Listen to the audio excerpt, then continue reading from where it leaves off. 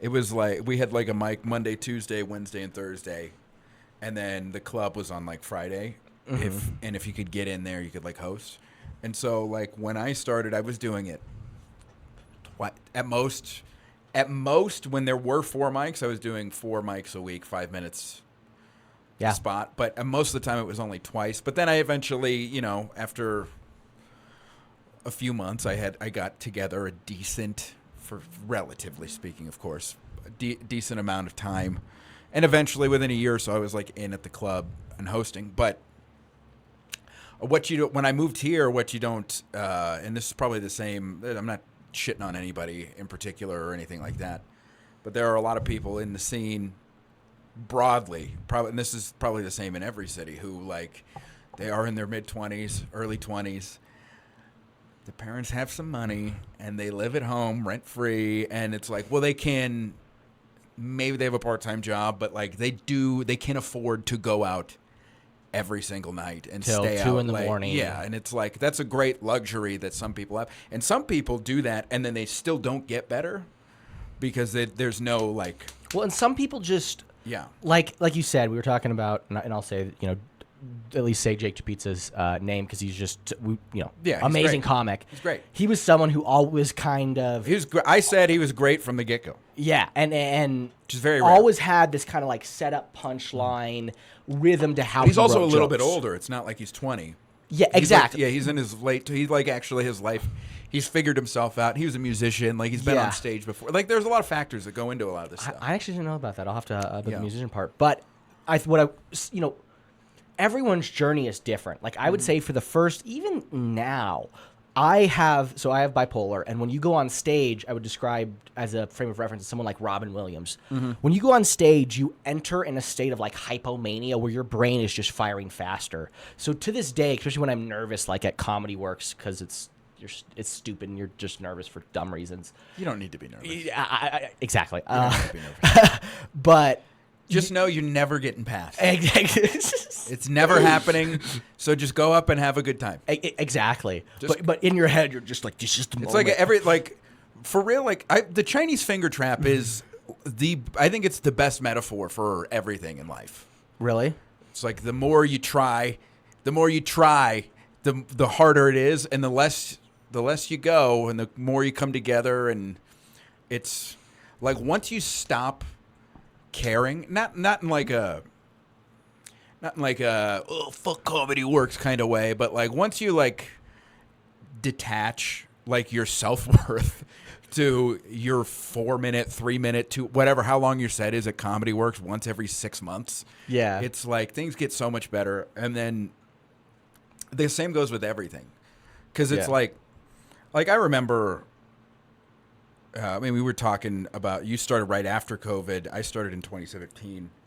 I remember when I moved here, I got here in July of 2019, and then COVID started, everything shut down in March. And I remember in February and early March, like I was in like a really bad, I was like in a mental spiral, because I was like broke. I fucking wasn't writing, and I was,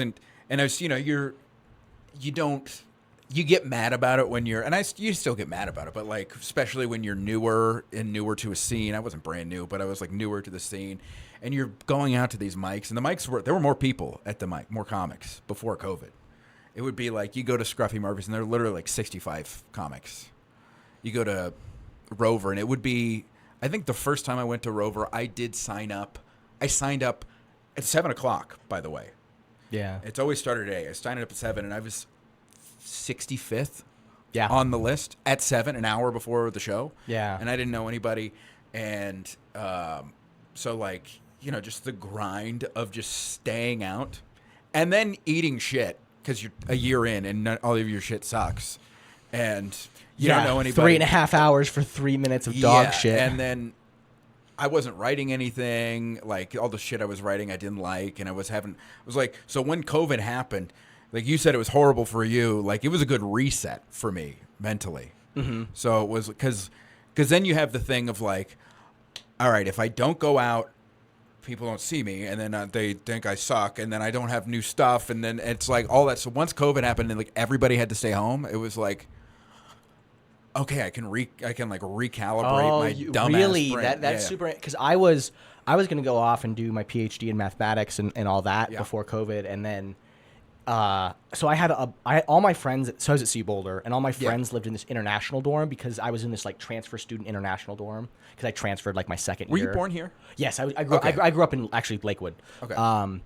And so all my friends just were from all over the world, which was really cool because I got to have roommates from Africa and France and all that. But when COVID hit, it sucked because I lost all my friends. Did they all go home? Yeah. Oh, okay. They all went home because who wants to? Yeah. Well, who knows how long you don't want to be stuck in the States. Exactly. Yeah. And so and that was like the first social friend group because I struggled to make friends in high school I had. And so I was kind of like lost and didn't know what to do. And I started to do some stand up. But as I was graduating, like you said, I was going up luckily twice a week for 3 minutes. And Were you doing the Boulder mics? Were you coming down to Denver? I was coming down to Denver because I really liked Molecule on Thursdays. And it's so funny because I think of Molecule as a whole different thing. Oh, really? It didn't exist before COVID. Yeah, it wasn't there. It was just kind of this fun, and it's that early stage where you're trying stuff, and it was tough because all those same guys who were starting off were starting to really form those bonds, and they were like, "Are you quitting comedy? Because we see you like every 3 weeks." Yep. And then I moved down to Austin and came back, and so I had these little things, and I think a bigger thing here is, we can go on and on about each detail, but some people are just develop faster in stand-up for whatever reason, and it's not. I think when you start to like focus on things outside of what you're talking about, of like, well, where am I in this standing in this? Immediately, there's like something innate in doing it, which like this is not going to be good. You're just going to suck because you're not focused on just having this conversation. You're thinking about, really am I going to be passed? Not to sound like a fucking YouTube fucking I study psychology, like one of those fucking people, but it really is like, well, it depends on what is your end goal with comedy. Because everybody has different goals. Yeah, that is a good point. Some people literally just go, I'm here because this is my social group. I just like going out to mics and bullshitting, and I don't really care if this is my job one day. If that happens, great. There are plenty of people who do that. Like it literally is just a hobby. There are other people who are like, I'm trying to be a better public speaker. Like it's like a personal thing. Some people are like, I want to make this my job at some point, and I'm trying to get good at it. And so there are a bunch of different reasons. But like once you start, it really is what you focus on. Like if you focus, like say, like my goal is to do it full time. So it's like the end goal is to do it full time. Well, what do you have to do that? Well, you have to have time and you have to be good. You have to have a good stage. So it's like you're going to mics to work on all this and all this other shit you do have to be cognizant of. And it's like, yeah, you should probably know if the other comics hate your fucking guts, and you should know who is up a higher stand. Like this, all stuff you should be aware of, but you shouldn't be hyper focused on it. Like I'm not worried about where somebody else is because that doesn't necessarily pertain to me. Does that make sense? Yeah, that makes sense. Yeah. If I'm also moving around, I'm also like the producer of the show. Yeah, so you're just making sure everything's. Yeah. I'm just. I always say I'm Jamie too. Is this gonna? Is this gonna shine off my giant forehead? Are you gonna get sunburnt? No, it's because a lot of people. That is. Look, we all do it to a certain degree. It's a human thing to do. It is. It totally is. But like, and sometimes it's really hard, especially when you're like, yeah, I don't care who gets passed at Comedy Works or who does this, and then you see the list and you're like, fucking them. What? Yeah, and it's also like now I feel offended. One of the things I do as like a fun thing, especially with a lot of the people we've mentioned, like Evan, Joe, Jake to Pizza, like I like these guys. Yeah, I'm not like best buddies with these guys, but like them. And every time I hear that like voice of me, which is like, why do they get those opportunities? I really try to, instead of demean yourself for being a vindictive piece of shit. I say be happy for him, because it's a lot easier to be like, dude, I'm fucking happy you're getting this opportunity. And you're also, a funny guy. if you look at all those guys, the truth is, you have to do it all your fucking self. You really do. Yeah. You have to run your own shows. You have to do all this, and this isn't. It's not like it's not an indictment of everybody else. It's not incumbent upon everybody else to know what you're doing all the time and to know where you're at. So a lot of people, hey, you're busy. Maybe you're not going out to as many mics. Yeah. But, hey, you run a show every month and you're posting the flyers, and then people go, oh, so-and-so runs a fucking show, so he's still doing it. He also has stage times. There is a little politics to it. Yeah. But you're not running the show. So some people do start running shows so they can get on other people's shows, and you can usually tell that by the people they book, because they exclusively book the open mic hosts and people who run other shows so they can get on them. But it's a teeter-totter. Like, I've started to book a show recently, and as someone who wasn't frequently booked, because I'm not good at inner politics. I'm good at one-on-one, but sometimes you throw someone a chance to someone just to be like, hey, I remember when I was there, let me give them. But then sometimes you're like, dude, I need to make sure the show doesn't suck ass. Exactly. And if the goal, I'm not opposed to politicking. I'm not totally opposed to that. Like, it's not that I would do it, but I do accept that it's part of it. Yeah. I'm not one of these guys, I fucking shouldn't be that way, so I'm going to act like it isn't. I don't fucking run my life that way. I accept that that's a part of it, but again, it's kind of like what the focus is. My goal is to have a good show, because if we're speaking politically, it's better for me personally. If we want to go fully selfish, it's better for me as the showrunner, as the host, for word to get out to the other comics from people who've been on the show that this show is good, rather than just, hey, I booked the host of some fucking open mic on a Friday night so I can go up in the first 40 minutes so I can go home and fuck my girlfriend or whatever, Yeah, and it's also like that was my thing of when I've been running the show, is like just trying to make just do the best to make it do the best with what you got. Like last show I had, we had 10 people in the room. Where was is your sparse. My long table. So the mic. Oh yeah. I didn't know you ran that. I think the one time I did it, you weren't there. Because I took it over for Beaver a couple in March. Okay, that explains it. I did it before then. And I mean, it's been great to have that experience. I actually don't mind producing it. It has been, I'm getting exposed to you book this person and then a lot of people are angry and you have no idea why, and you're like, what is going on with this? It doesn't matter. And that's a big thing for me, because how I approach the scene is one of the things I pride myself in is that I may not be the closest with everyone in the scene, but I'm on good relations with almost everybody in the scene. I don't like having beef, and that's better long term. And that's my thing is if you're someone who has a lot of beef around you, I'm probably gonna just keep my distance from you, just because it's not. I already have one mental illness naturally. I don't need more drama. Exactly. I don't need this other. I have enough bullshit that is created here normally, and also I don't. I try to have a positive view. Hey, I'm hosting this show on a Thursday night in a small neighborhood, so that some people who come to the show can have a little bit more fun on a Thursday than they thought they would. And I hope that one of the things I've loved is all the aspects about the show, having a stage. I built a stage because it helps to elevate people. The lighting, all that has been such useful skills, especially like you, because my goal is to do this long term. Yeah. And I think when you're doing it long term, I don't know, I've done marathons and stuff like that before, and you have to.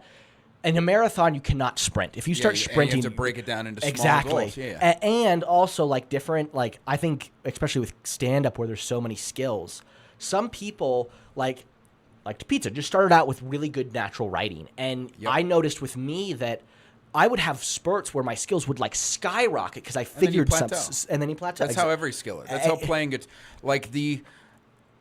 I learned how to play guitar when I was I started playing guitar when I was in middle school, and so I love you wearing that shirt. I know my band. By the way, new album out August 15th. But I just remember when I started playing guitar, like all I wanted to do was just be. That's really like all I've ever thought is just all the things I enjoy. Like I just want to be good at the thing that I like so much. Yeah. And so, like, got a guitar, and then you just learn, and then I just like you learn like 5 songs, and then like those are the only songs I could play for months, and then because you just fucking plateau, and then just one day. You wake up and you're like, oh, I just leveled up for.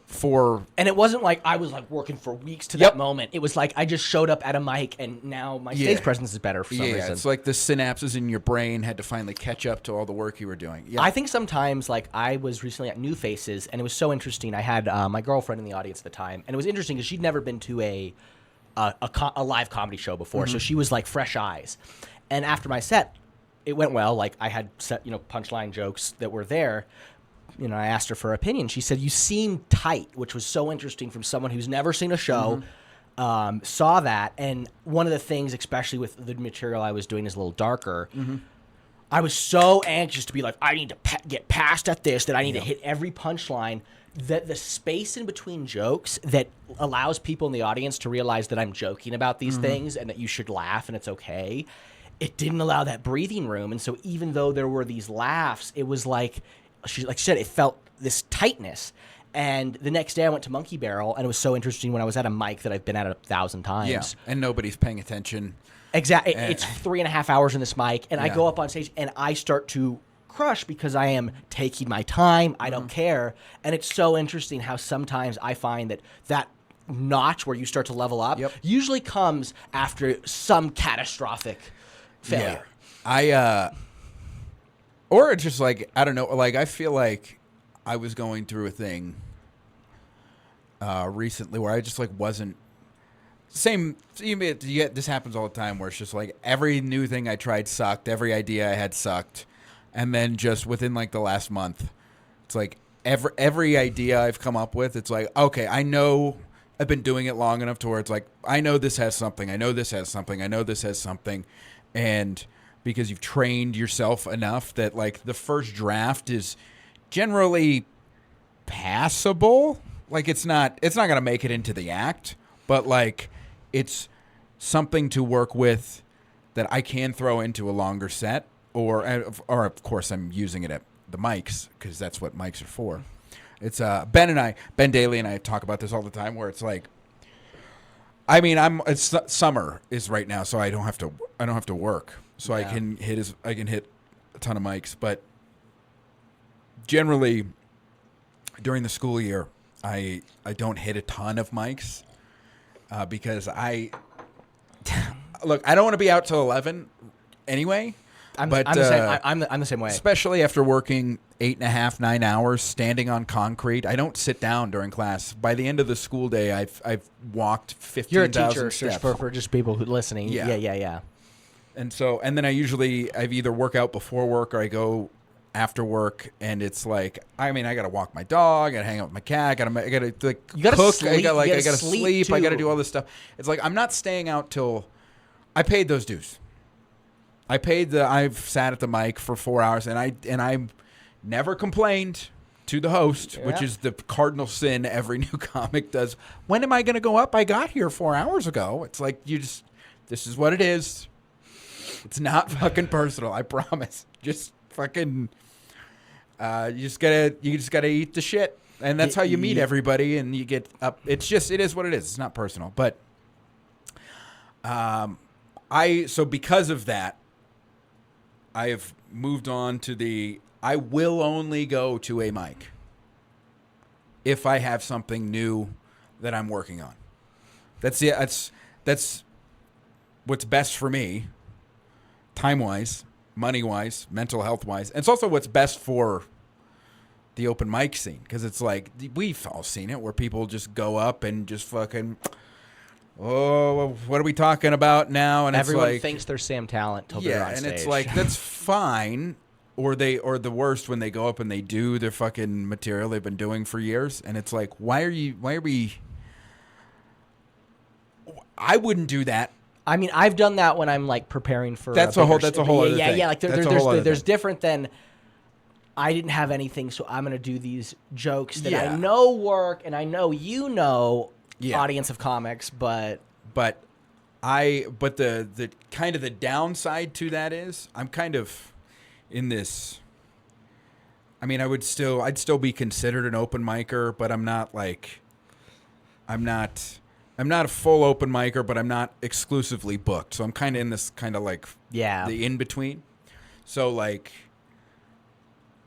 you don't go out to mics for a while, and then you'd start going to mics, and you're like, who the fuck are all these people? It's all these new people who've started. And so they see me, who's been doing comedy for a while. And, you know some people, and then you go up and you're trying new stuff, and you just eat shit because it's new. yeah. So like all these new comics are like, this guy fucking gets booked? This guy fucking sucks. And it's like, well, I'm doing new stuff. Yeah, Maybe I do suck, but well, I think that's one of the things I love actually seeing comics I know are killers at mics just because bomb. It's so much fun. but to me it's a humanizing event where, especially when you're trying new stuff, nothing goes off without a hitch. But you can also, sorry to cut you off, but you can also see like, it makes sense too from the open mic, especially if you're new, where it's like you live and die by how your open mic sets go. Yeah. It's like, whereas like people like myself or people that are higher up than me that still like do mics every once in a while to work out new material, and they go up and they bomb, and it's like you can see the difference just in the way people bomb. Where it's like the people who are like on shows, or they're like Sammy Answer, who's a fucking headliner who still comes out to mics and does stuff. Sam's and then great. he'll work on something new, bomb, and it like you can just see that it doesn't faze him whatsoever. And as a new comic, you watch it and you go, how the fuck do you even get there? And it really you're building that callus. It is such a and it is a confidence thing. And some people have way too much confidence way too early. It is an interesting thing about how, and then you also, one of the things I loved, so I came from a more mathematics analytical background, and in mathematics, there's different ways you can do things, but see, I'm more liberal arts. That's my degree's history. So I have a BA. That's the interesting. I had a BA in computer science with minors in mathematics and Japanese because I wanted to learn Japanese, and if I went with a BS route in computer science, I wouldn't have been able to do it. So what I did is I minored in mathematics as well, so that my BA would look like a BS. And I would be able to do Japanese as well. Okay. And so I kind of have like, it was especially me, who I have a very large, broad interest that go from liberal arts and all that. I have like 4. So, yeah, I love all sorts of learning. And I do want to get to history after this, but I love in stand-up. One of the things that drew me to it was I was so sick of, I don't want to say sick, but I guess it was the algorithmic approach where you do this step, and then you do this step, you do this step. That's nice, but what I loved about stand-up was that there were no books. I mean, there are books, but it's like... You're not going to read them. Yeah, you're not going to read them. And you probably shouldn't. And even the ones that you should read, like I read Born Standing Up, was... Well, that's also... that's an autobiography. That's a memoir. Exactly. Yeah, it's not the... But like even in... What I took from that was just like the amount of time Steve Martin had on stage, which was just do it.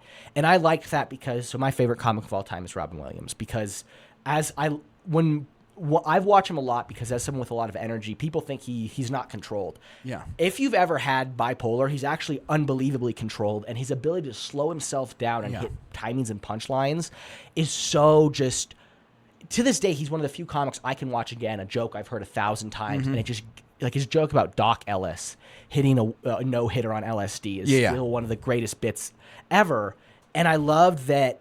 I was like, oh, I want to go and I go through a lot of mental health challenges, and they're fucking hysterical. And one of the things I think that is really untapped in stand-up is that you have people like Taylor Tomlinson, who's amazing, but they talk about having mental illness. They don't talk about being in a psych ward, going through the hard shit, and understandably not judgment on them for. You can talk about whatever. But there's so much craziness in there that people are obviously, and you have to learn how to get an audience to be okay with laughing at it. Yeah.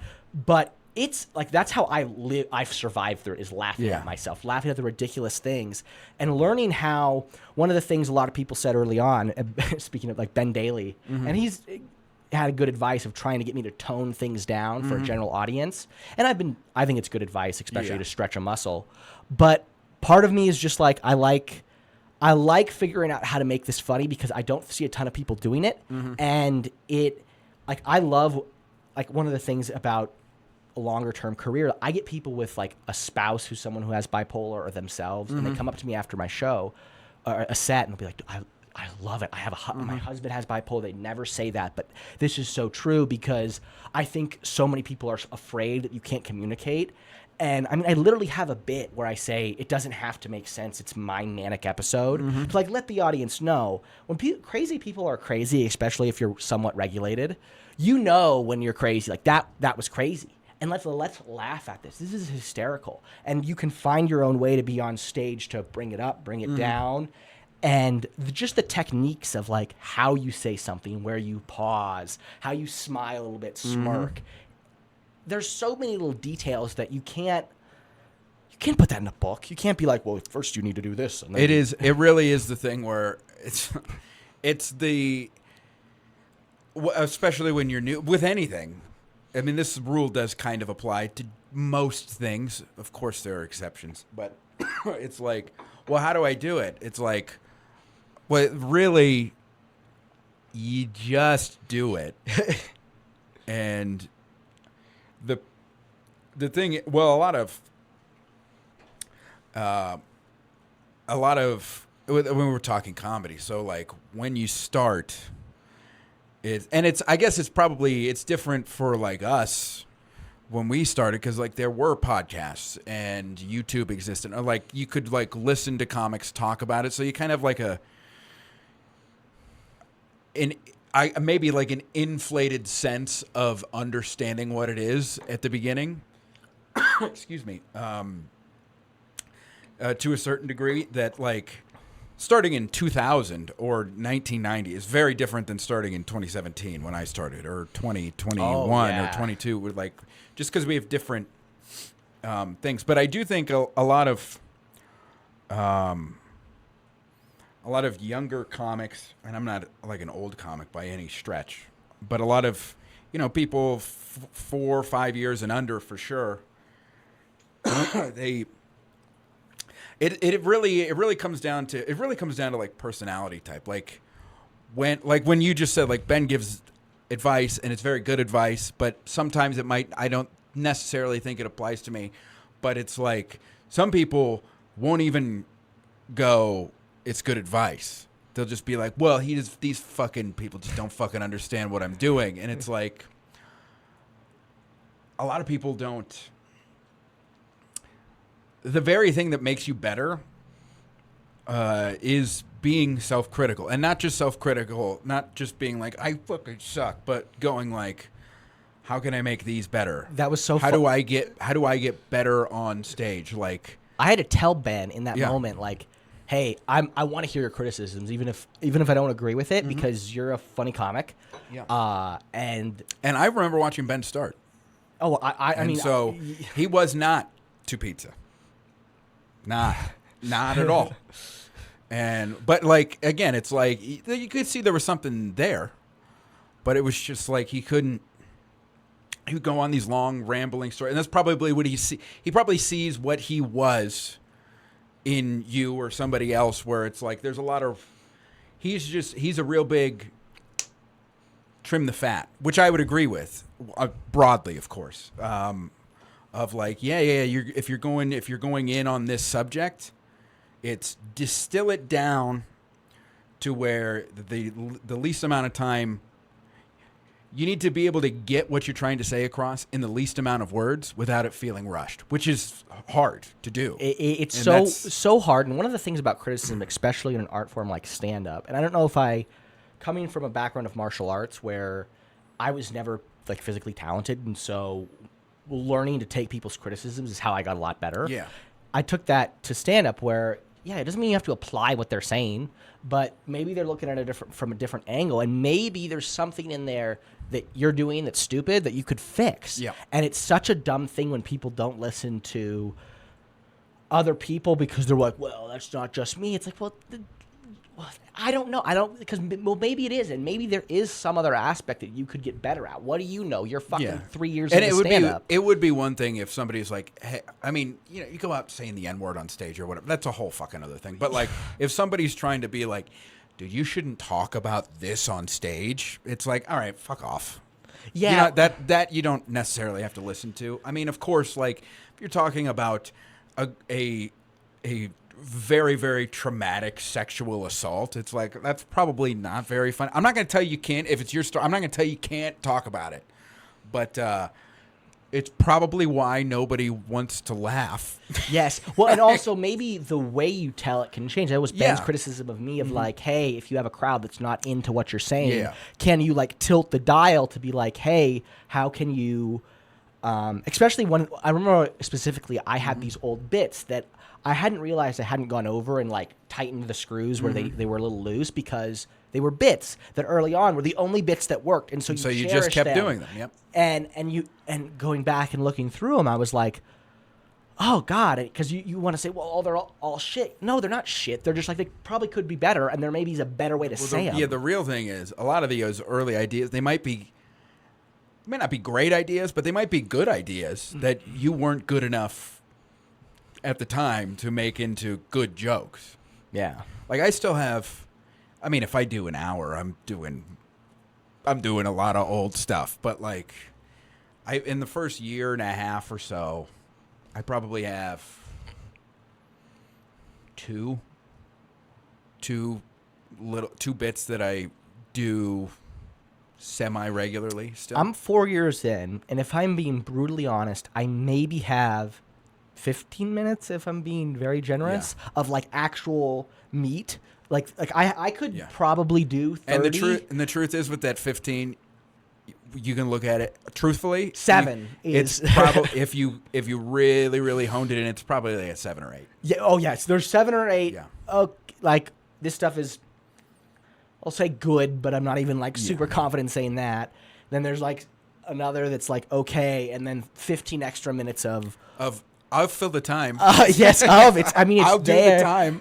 I think it's one thing where I realized when I heard, because I remember like people who were in less than me saying they had like 30 minutes and doing this, and then I'm like, wow, how do you do that? And Well, like, they bullshit, and then I talk to them 2 weeks later, and they're like, yeah, I really got like 10. Yeah. Well, it's like because a lot of it is like you have to have a certain level of delusion. Oh yes, you need it. And there is an element of fake it till you make it. Because if somebody came up to me 3 weeks into comedy, well, maybe not 3 weeks, but like a few months into when I started, and they're like, "Do you want to do 25 minutes?" I would have said, "Absolutely." And there is on a certain level, it's like, well, you really only know what you've got until you're. Until you do it, right? So, if I had done 25 minutes a year in, would it have been good? Absolutely not. It would have been awful. But it is a good. If you're self-critical, you can, and if you're reasonable to be like, okay, like I know going in, I know I don't have this much time. And maybe it went well for what I did have, relatively speaking, but it's fucking, I ain't good. No. It was not good at all. And it is so interesting. I think it's a humbling process, which is why it's so hard to be self-critical of like, okay, you always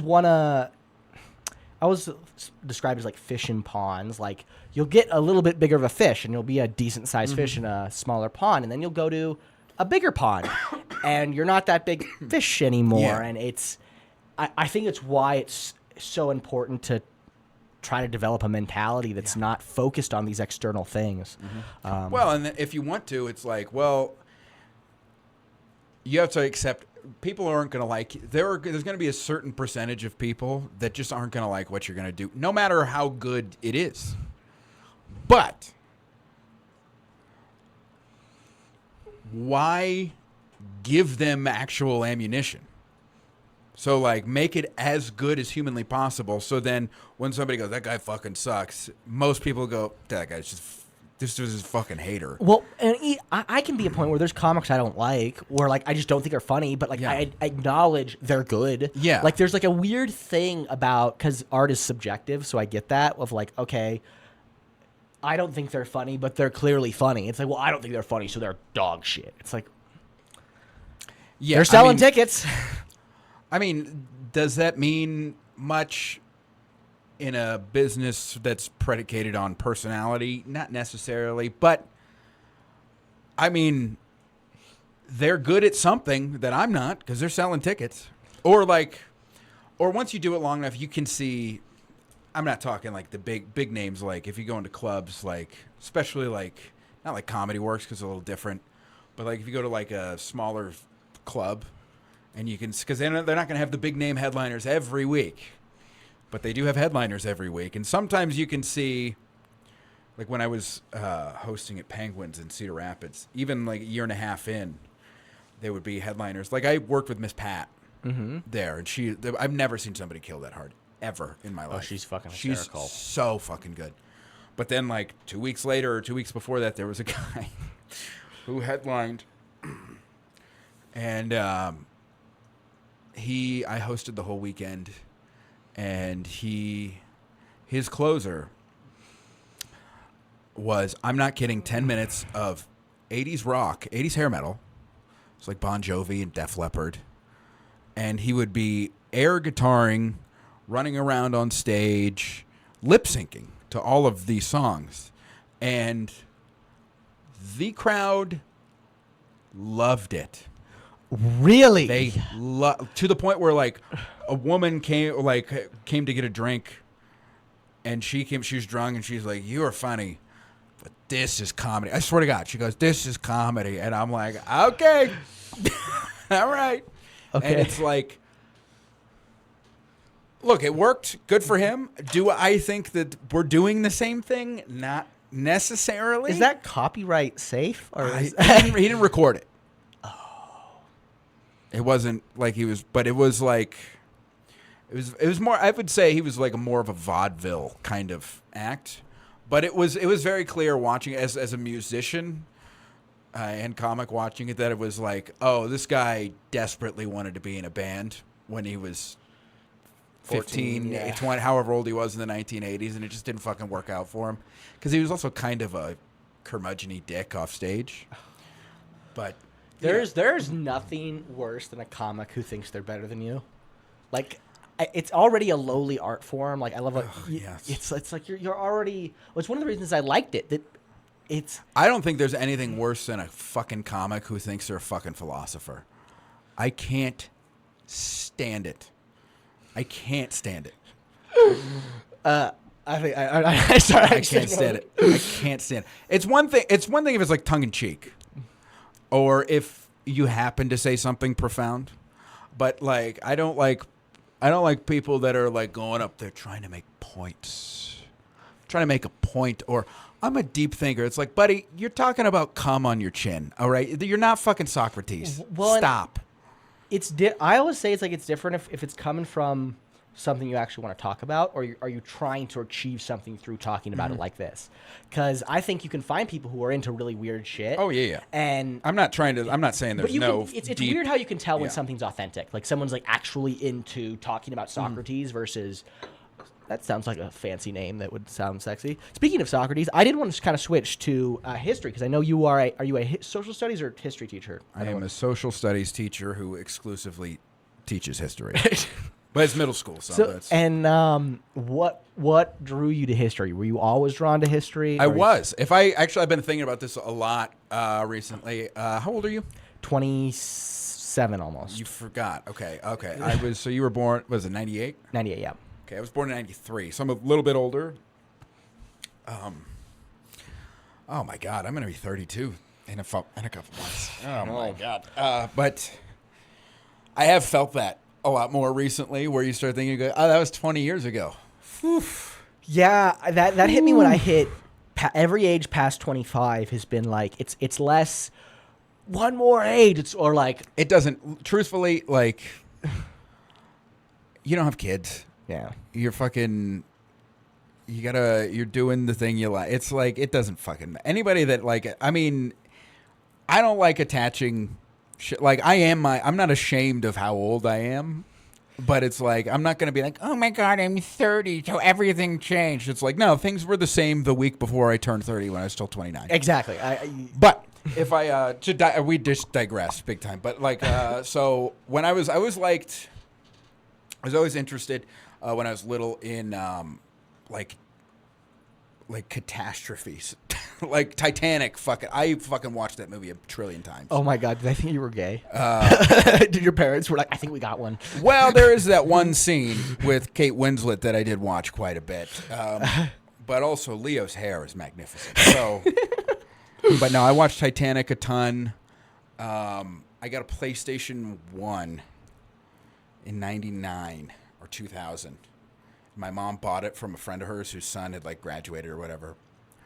And so she bought this used PlayStation with all of their games. Ooh, that's a good deal. And so it had Spyro, which is what I wanted to play. I'm 6 years old, by the way. Yeah. Spyro, and but it also had Metal Gear Solid, which is, by the way, a mature game. You're killing people. Yeah. And it's like this highly dense, historical, like Cold War, nuclear holocaust fucking game. And it's just like, I got sucked in. I didn't understand any of it.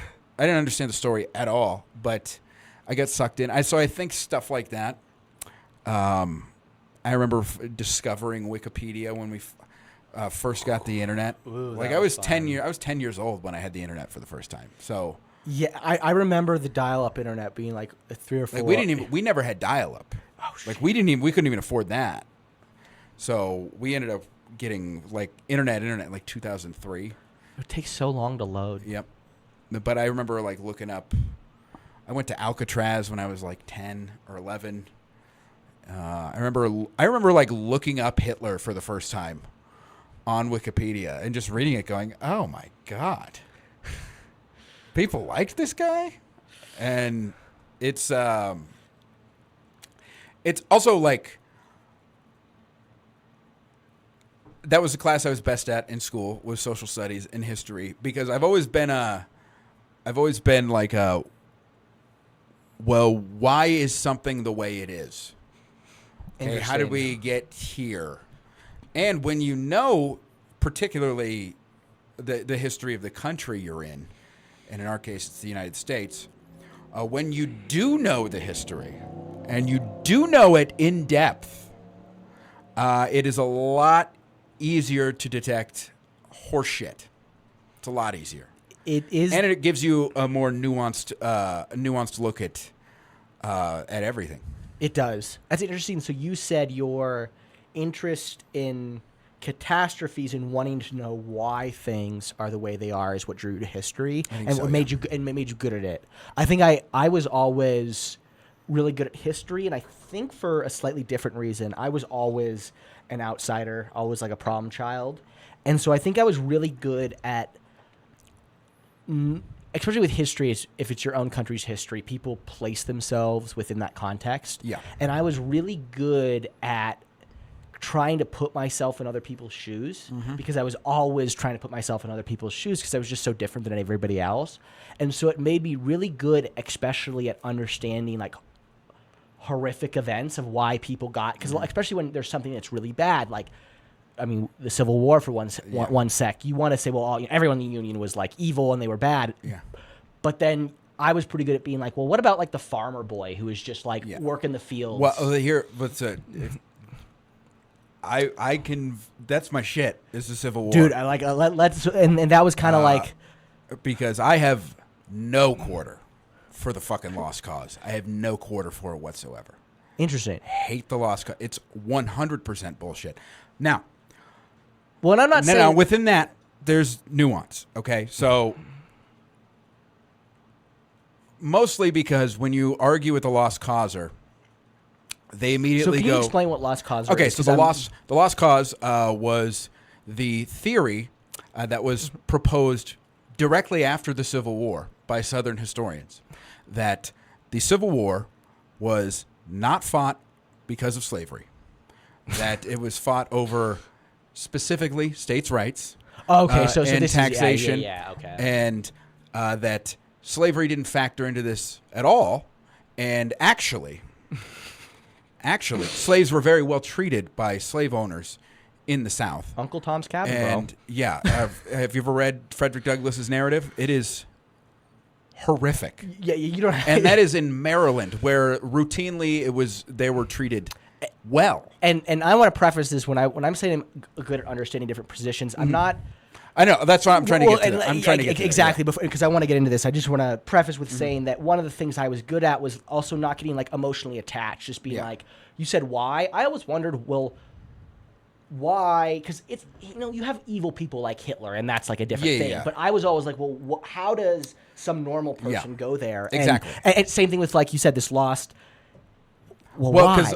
Because so they would also say for the just to. The lost cause. That slavery wasn't as bad as everybody says. What? No. That slaves were treated well. They were well-valued members of the family. So then after the Civil War, groups like the Daughters of the Confederacy, Sons of the Confederacy, they lobbied, and in particularly in Reconstruction, in an effort after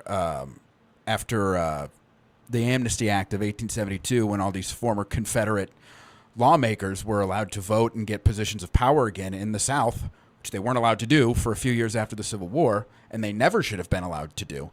That's when Jim Crow gets enacted. That's when all this stuff happens. That's when all these fucking morons that are like these statues are history, and it's like a fucking statue to fucking Nathan Bedford Forrest, the founder of the Ku Klux Klan, but because he was a Confederate general, he's somebody that you're supposed to respect. All of that stuff is built in the 1880s and the 1890s after the Civil War, explicitly by people like the Daughters of the Confederacy, by the Sons of the Confederacy, the people who they were trying to put these black populations in the South, remind them of who is in charge. That's what those were for. That's what they were for. It wasn't to preserve history. It was to intimidate the black populations. That's why they're there. And so lost causers will then, when they start arguing. So is the lost cause kind of like the catch-all for all these types of movements type of thing? Yeah, that's what and this is how U.S. history was taught for a very, very long time. That's how the Civil War was taught for a very, very long time, until about the 50s or 60s, 1950s or 60s.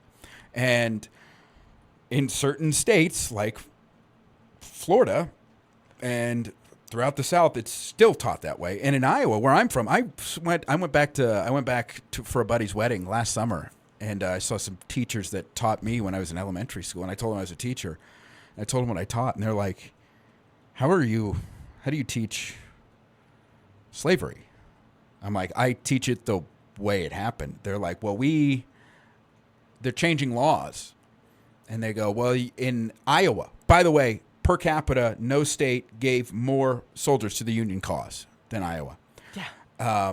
You have to teach that slavery existed, but it wasn't that bad. And actually, they were treated pretty well. Some people were hurt, but they were treated pretty well. And look, everybody was given skills that they could then use after the Civil War when slavery was. It's a very, very, very if you're looking at it favorably, it's at the best incredibly sanitized. And so there's still vestiges of this, and a lot of textbooks that U.S. curricula that high schools and elementary schools use in the United States are almost all of them are printed in Texas. Which also, why is Texas a part of the United States? Texas used to be a part of Mexico, and then they seceded from Mexico. Why did they secede from Mexico? Do you know? Tell me. It is because tons of American settlers illegally went into Americans went into Mexican territory, Texas, because a lot of the land in the south to the east was getting used up. And so they wanted to expand the cotton trade west. So they went into Texas, which is sparsely populated, but it's still Mexican territory. And they started these settlements, and they joined. They basically came in, and then Santa Anna was like, they made a deal with the government of Spain, and then Mexico after Mexico rebelled. And a lot of these Americans wanted plantations with slaves, but Mexico abolished slavery. So the majority of these people that went and fought in the Texas Revolution against Mexico were fighting Mexico because slavery was abolished in Mexico, and they wanted to expand the cotton trade to Texas. So they successfully secede from Mexico, and then they're their own country for a decade, and being a country's hard. It's hard to do.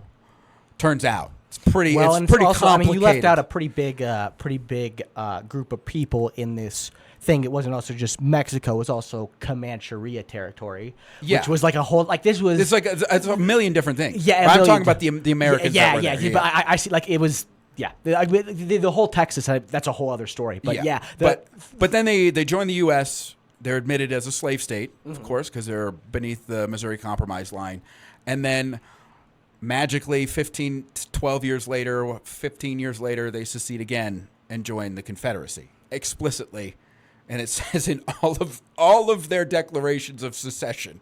It literally said slavery is the reason. I think it's like our institution is highly aligned with the institution of slavery. It's insane. But and I want to now the argument, the nuance here is all these lost causers then go, well, not everybody in the North wasn't fighting to abolish slavery.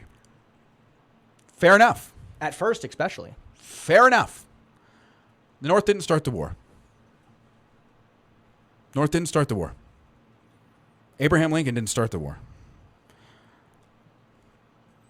And also, the general soldier didn't start the war. It's not the general soldier of the North that was fighting to abolish slavery. And it's not the general soldier of the South that was fighting to preserve slavery. Because there are a lot of people in the South who, 2/3 of the white population didn't own slaves. Well, I mean, and correct me if I'm wrong on this, but like Abraham Lincoln, from what I can understand, like I said, you're much more an expert here, so please feel free to correct me, was a working class white guy who originally was against slavery being expanded upon in the new Western territories because he was an advocate for the kind of white working man, and if you had a bunch of slaves, you didn't, need that. That's a pretty fair summation. Okay, yeah. He was born in Kentucky. His parents were abolitionists. Or anti-slavery, I should say, for that exact reason. It's not because they thought of racial equality, but they were brought up in this Calvinist. They were poor white people in Kentucky, a slave-owning state, and his dad hated slavery because the rich men that owned all the slaves controlled all the land, and he couldn't fucking make any money. So, like, that's pretty fair. Oh, cool. Just want to make sure. And he did campaign on. I'm not going to abolish slavery. I'm not going to touch slavery anywhere where it already exists. Only in the territories. Only in the territory. It should not expand. For us here, that was I don't want to say Colorado wasn't heavily populated, but Colorado was a new territory at that time. And so that was a issue. Anyway, go on. It was an issue. So I can talk at length about Lincoln here in a second. So the general soldiers weren't fighting necessarily. I mean, you can pick out plenty of people in the South who are like, yeah, I fucking hate black people, and you can pick up plenty of people in the North who are like, I'm fighting for abolition. There, you can pick those out. But generally speaking, the soldiers were fighting to preserve the Union, and the soldiers in the South were fighting to defend their land. That is perfectly fair to say. Guess who didn't fucking start this war?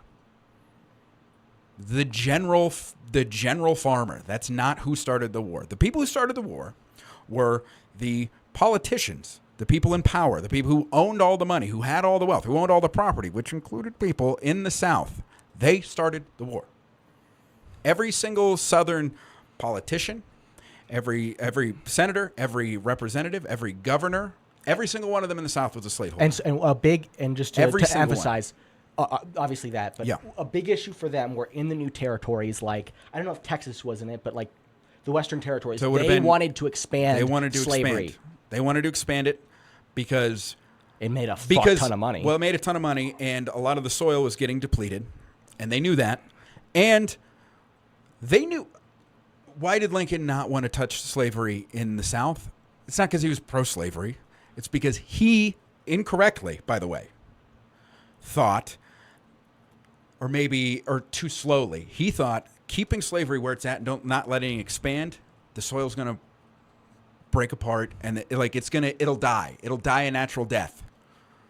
That's what he thought. That's what Jefferson thought. That's what Washington thought. That was the founding fathers. So the thought. soil will kind of die and slavery will kind of just dissipate? Because cotton depletes the soil. It takes up so much nutrients. So he kind of had It was a longer view. He thought slavery would die by a whisper rather than by the with a early bang. 1900s. Yeah.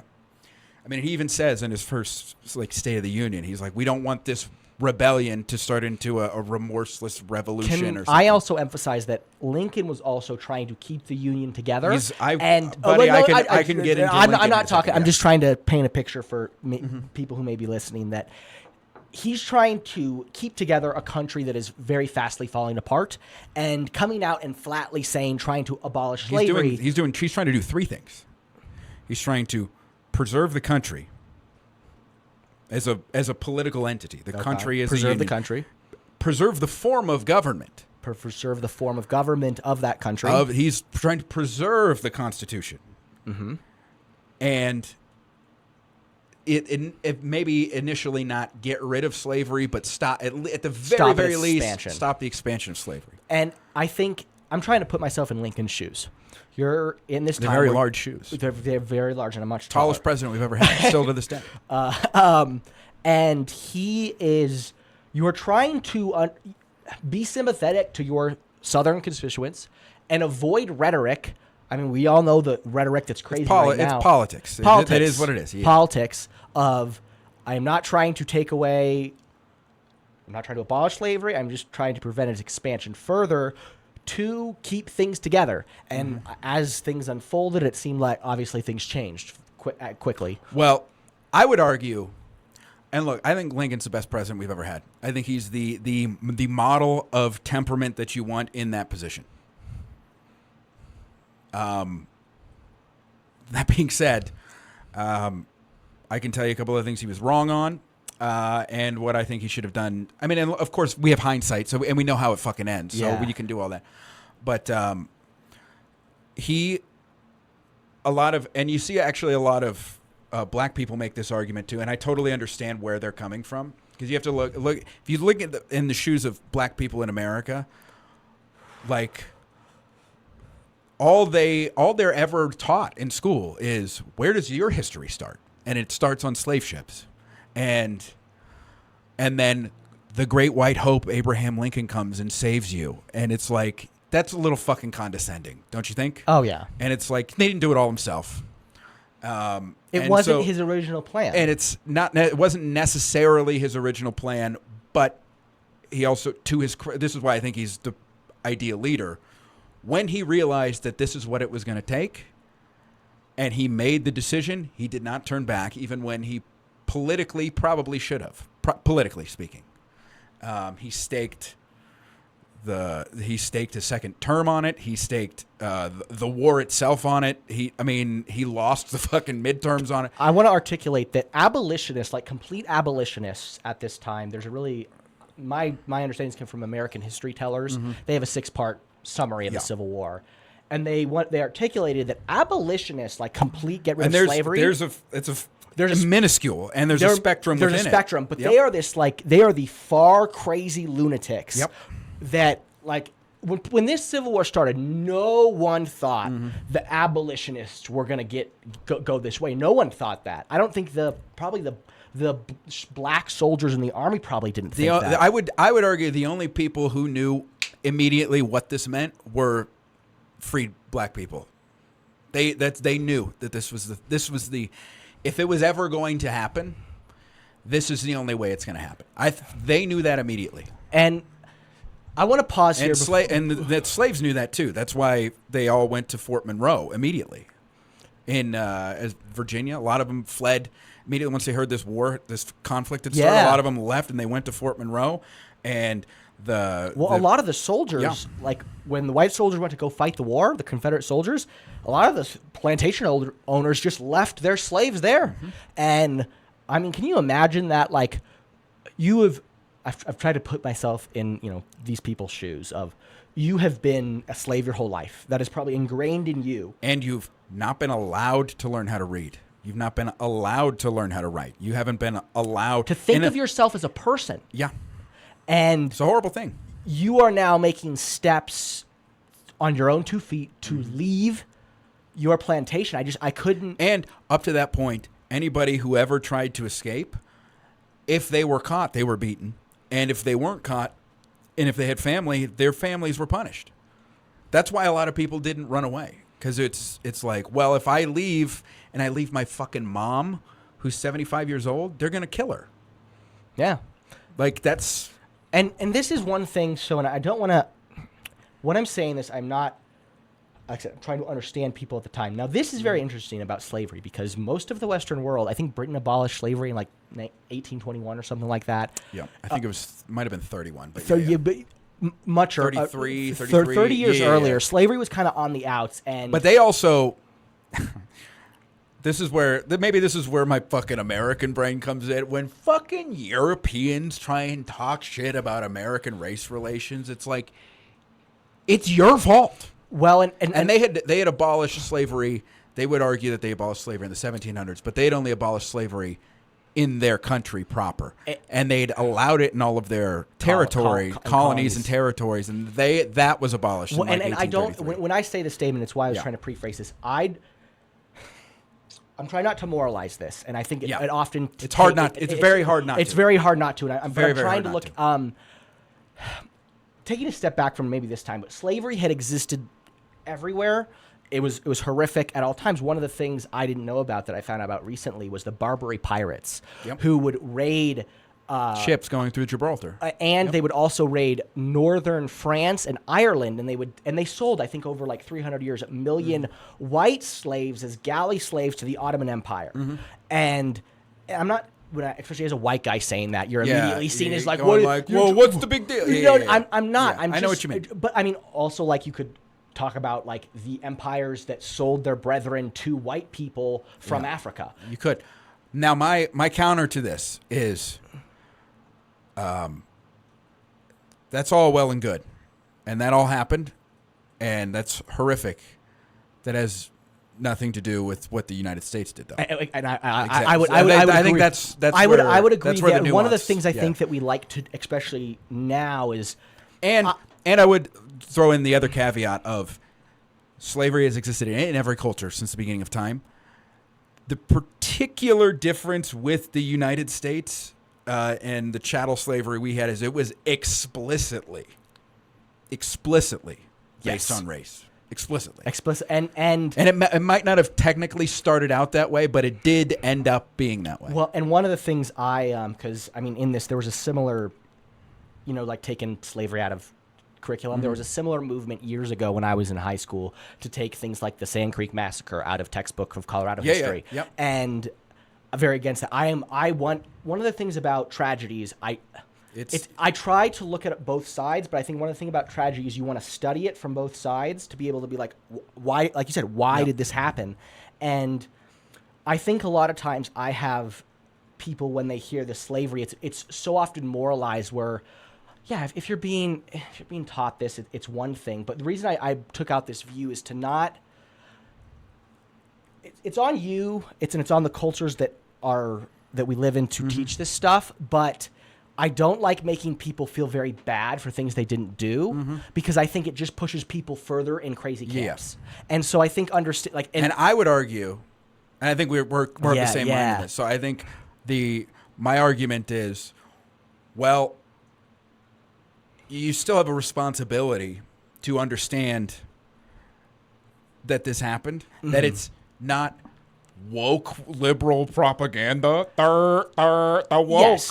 It's this actually happened, and it still has consequences that we're dealing with today. And I would argue, personally, that because we, as a country, culturally, have decided to never actually address this socially, morally, economically, and in fact, in a certain area of the country, specifically, broadly, of course, but specifically in a certain area of the country, for one whole century, they spent exorbitant amounts of taxpayer money to hold these people, one specific group of people down, and you waste. If you want to look at this from a capitalist perspective, you could have used all that money to invest in better businesses, better infrastructure, better education for this group of people, and then you could have extracted the mental resources from them to build these great, better societies instead of spending all this time and money holding these people down, which is what they did. And now that shit doesn't just go away because the Voting Rights Act got passed in 1965. It doesn't just go away. And I agree with you totally there. And one of the things I think about teaching history is when you're teaching this, because I know I grew up in kind of probably, at least my school was much more in this kind of conservative camp. And so I've talked to a lot of these people is, like you said, it's not woke liberal propaganda, but woke liberal people have the way they've shoehorned it on people, especially if you're maybe a guy who grew up in one of these areas, maybe maybe you were taught some things that were highly inaccurate, but you didn't know. When you get dumped on with all this, even though obviously your ancestors did these things, I think it pushes people. Mine didn't, but they weren't here. I'll own it. My mom, Bowden, is my mom's maiden name, and my great-grandfather, Lloyd Bowden, is from Birmingham, Alabama. I don't know if they owned slaves or not, or if they were white working people. There's a better chance of that than mine. As someone who grew up Catholic, I just learned that starting with guilt and shame and throwing that on people rather than, like you said, probably not a good thing.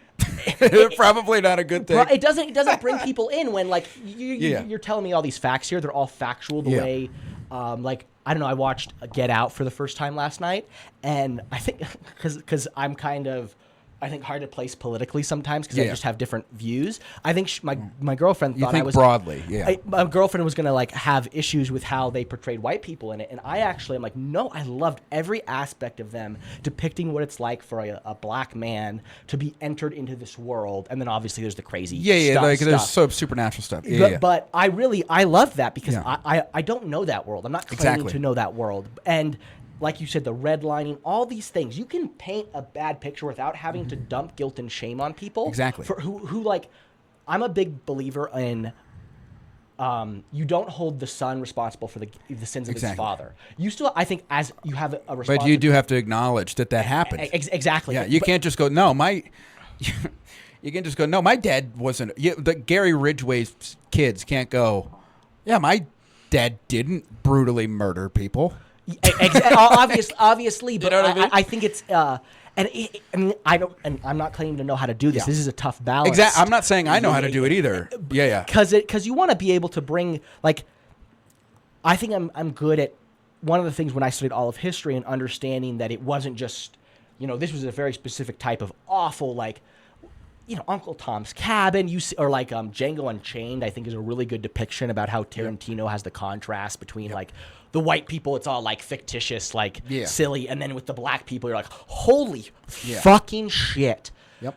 You didn't have to read Frederick Douglass in school? I went to a different like weird. I didn't have to read it in school either, but I do assign it.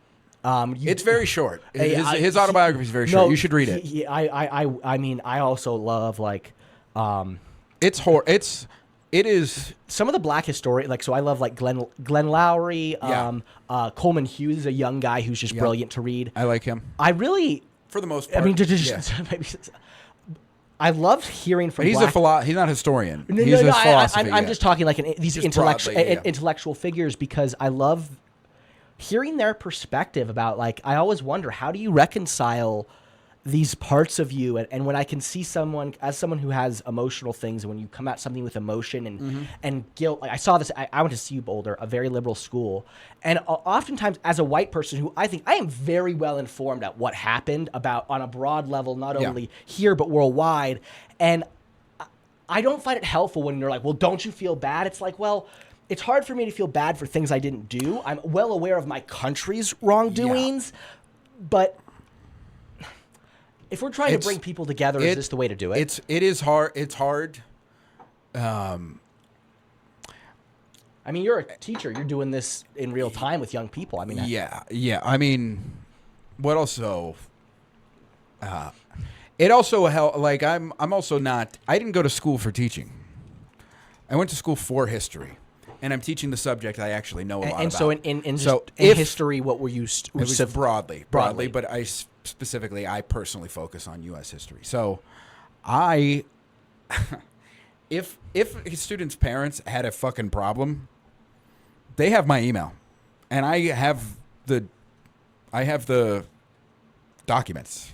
I can show you. I can show you Section 4 of the Confederate Constitution, which puts slavery in name into law forever, which the U.S. Constitution does not do. When I assume, like, I know you were obviously talking with passion about these issues, but I assume you also try to teach your students with a invitational view of, like, here, this is what happened. Let's and I mean, how do you approach that? Yeah, well, like, specifically when we're talking about North and like the Civil War is like it's a great just fucking broad thing that you can kind of like. I do go, yes, the war was about slavery. That doesn't mean that everybody in the North was like everybody's equal. I could just go, they were that much less racist than the South. That's it. Cool. And like we read Lincoln's second inaugural, which I think is the greatest speech ever given by an American. Also, I think it's like and didn't he win because of basically the South they were just squabbling amongst themselves? Okay, so I mean, I don't. So what had happened was all right, I don't want this to just to be a fucking jerk off Lincoln thing. It's gonna turn into that. But I think he didn't move on slavery fast enough. I understand why not, but I still think he was wrong. In the same way, if you want to be a little more contemporary, maybe you were too young, but like when Obama won in 2008. Oh, I remember that. And he became president. There was, for those first couple years, those first few, I would say his whole first term, he was really, really trying hard because he had control of all branches of the government. He had the House, the Senate, the presidency, and the Supreme Court was pretty well split, but he had the legislative and executive branch. He could have done everything he wanted to do in that first year and a half, but he made a point to be like, I don't want to be perceived as just railroading the stuff I want through. I want to kind of get consensus, and I want to bring this other side in. And they were not interested in that. They weren't. Like, McConnell literally came on TV and said, our job is to make him a one-term president. And they railroaded everything he did. In the same way, of course, it's on a much broader scale. Lincoln, a lot of people go, well, why didn't he touch slavery in the border states? And why did it take so long for the Emancipation Proclamation to be issued? And initially, John C. Fremont, for example, was a Northern general who was fighting because Missouri was a border state. They had slavery, but they didn't secede, and the border states were a big battleground. Exactly. So there's a lot of squabbles between pro-slavery and anti-slavery groups. And John C. Fremont was a Union general who was a staunch abolitionist. So in 1861, he was fucking freeing slaves in Missouri. And when news got back to Lincoln that Fremont is using the U.S. military to free slaves in slave territory, he goes, you fucking do not do that. Because Lincoln was under the impression that large swaths of the public in the South were still pro-Union. And so this rebellion, and he never calls it a war either, which is very, very important to the Emancipation Proclamation. But he tells Fremont to stop doing that because he doesn't want public support in the South to go overwhelmingly towards secession, because that's going to make it harder to because everybody thinks it's just going to be done quickly. So he, for probably 8 months to a year, really thinks there's more pro-union sentiment in the South than there actually is. Okay, so that's one. He's 100% wrong. 100% wrong on that. Can I add a little bit there? Like in this American History Tellers, kind of like we do now. A lot of the times, I think in the South, when stoking up sentiment, they use the states' rights argument much more of like, well, this is the federal government. Rather than the slavery argument, which they probably knew for poor working class people. They would still use that argument back then. They would go, "This is the federal government trying to tell the states what to do," and they would also paint slavery. Black. And they would also paint like they're trying to free the black. They literally man. call them black Republicans. Yeah. They and this persists to this day. Like so many people in the South spread false reports that Lincoln was actually black, that some people still believe that he was descended from black people. I mean, he was really tall. He was really tall. Huge dick. Gigantic dick. But so no kids, but living kids. Only one of them survived to adulthood. Real sad story. Here's a real sad story. But what a fun fact I love to promote. They think Lincoln had bipolar too. oh yeah, he for sure had depression. For sure. Yes. But so he's wrong on that. And then so that's looking at the southern perspective. From the northern perspective, now it's more of a military thing of let's actually scale back from. Remember earlier when I said he's trying to preserve the type of government? Mm-hmm. So he's a staunchly believes in the Constitution.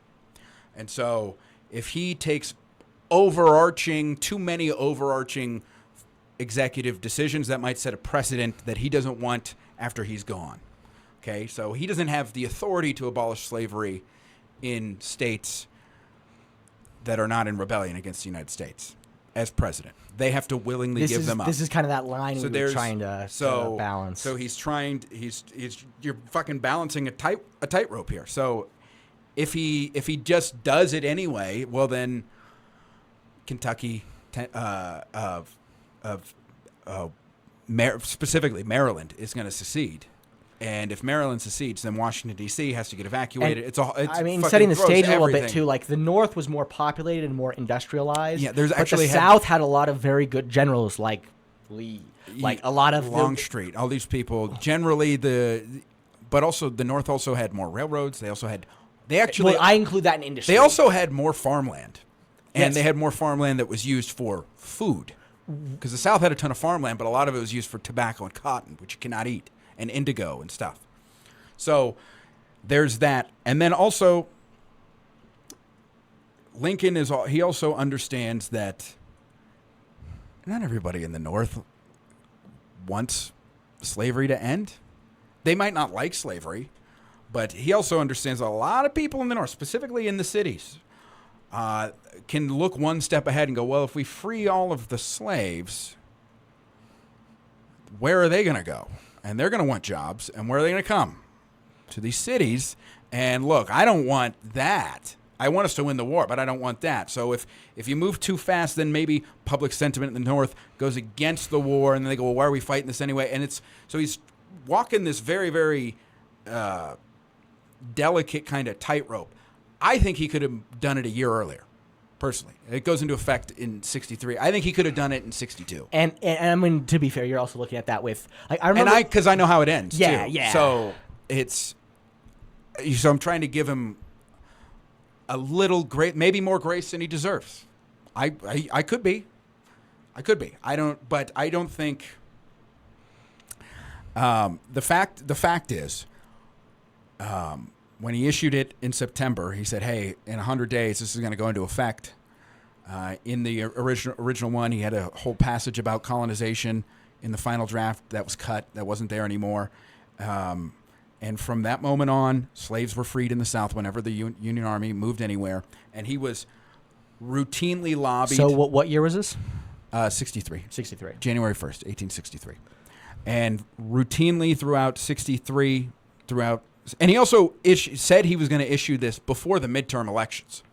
He didn't even wait till the midterm elections were over. He did it before the midterm elections were over, which is probably not politically the smartest thing to do, but he did it because he thought it was the right. And also, look, there are obviously freeing the slaves is the right thing to do. There are also political considerations to put into here. Well, he also is going to allow black people into the military, so you're going to up your numbers of enlistment. And also now, in writing, the Union government is saying slavery is morally wrong. So guess who is not going to come in and aid the South anymore because they're not going to be seen as supporting slavery? Europe, who was buying all of the tobacco and cotton, who almost recognized them. They very closely did. And Europe was very being like, ooh, they were just kind of hands off to see which way it was. And also they were going, oh boy, are they going to destroy themselves and we can go pick them apart like we always do? Like, they were... No, they were greedy fuckers. Oh, yeah.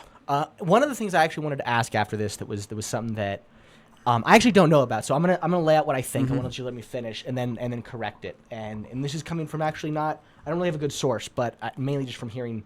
My family's big on history about how, after Lincoln was shot and killed, that the Reconstruction era, where the Northerners coming down and kind of, like I said, pillaging the South. Carpetbaggers? Carpetbaggers, yes. Do you think that was one of a critique of Lincoln I've heard is also the succession strategy was not. I would argue that as well. That one of the things that, I'm not trying to.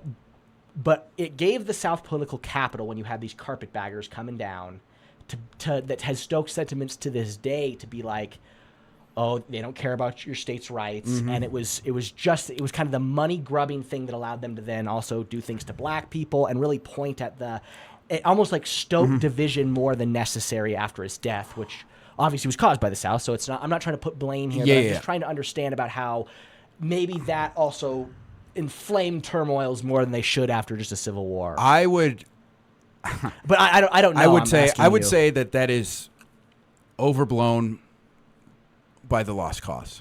Okay. Because the truth is could you find examples of people coming down? And of course you can. But a lot of the Northerners that were coming down were working for groups like the Freedmen's Bureau, who was providing education to black people, and.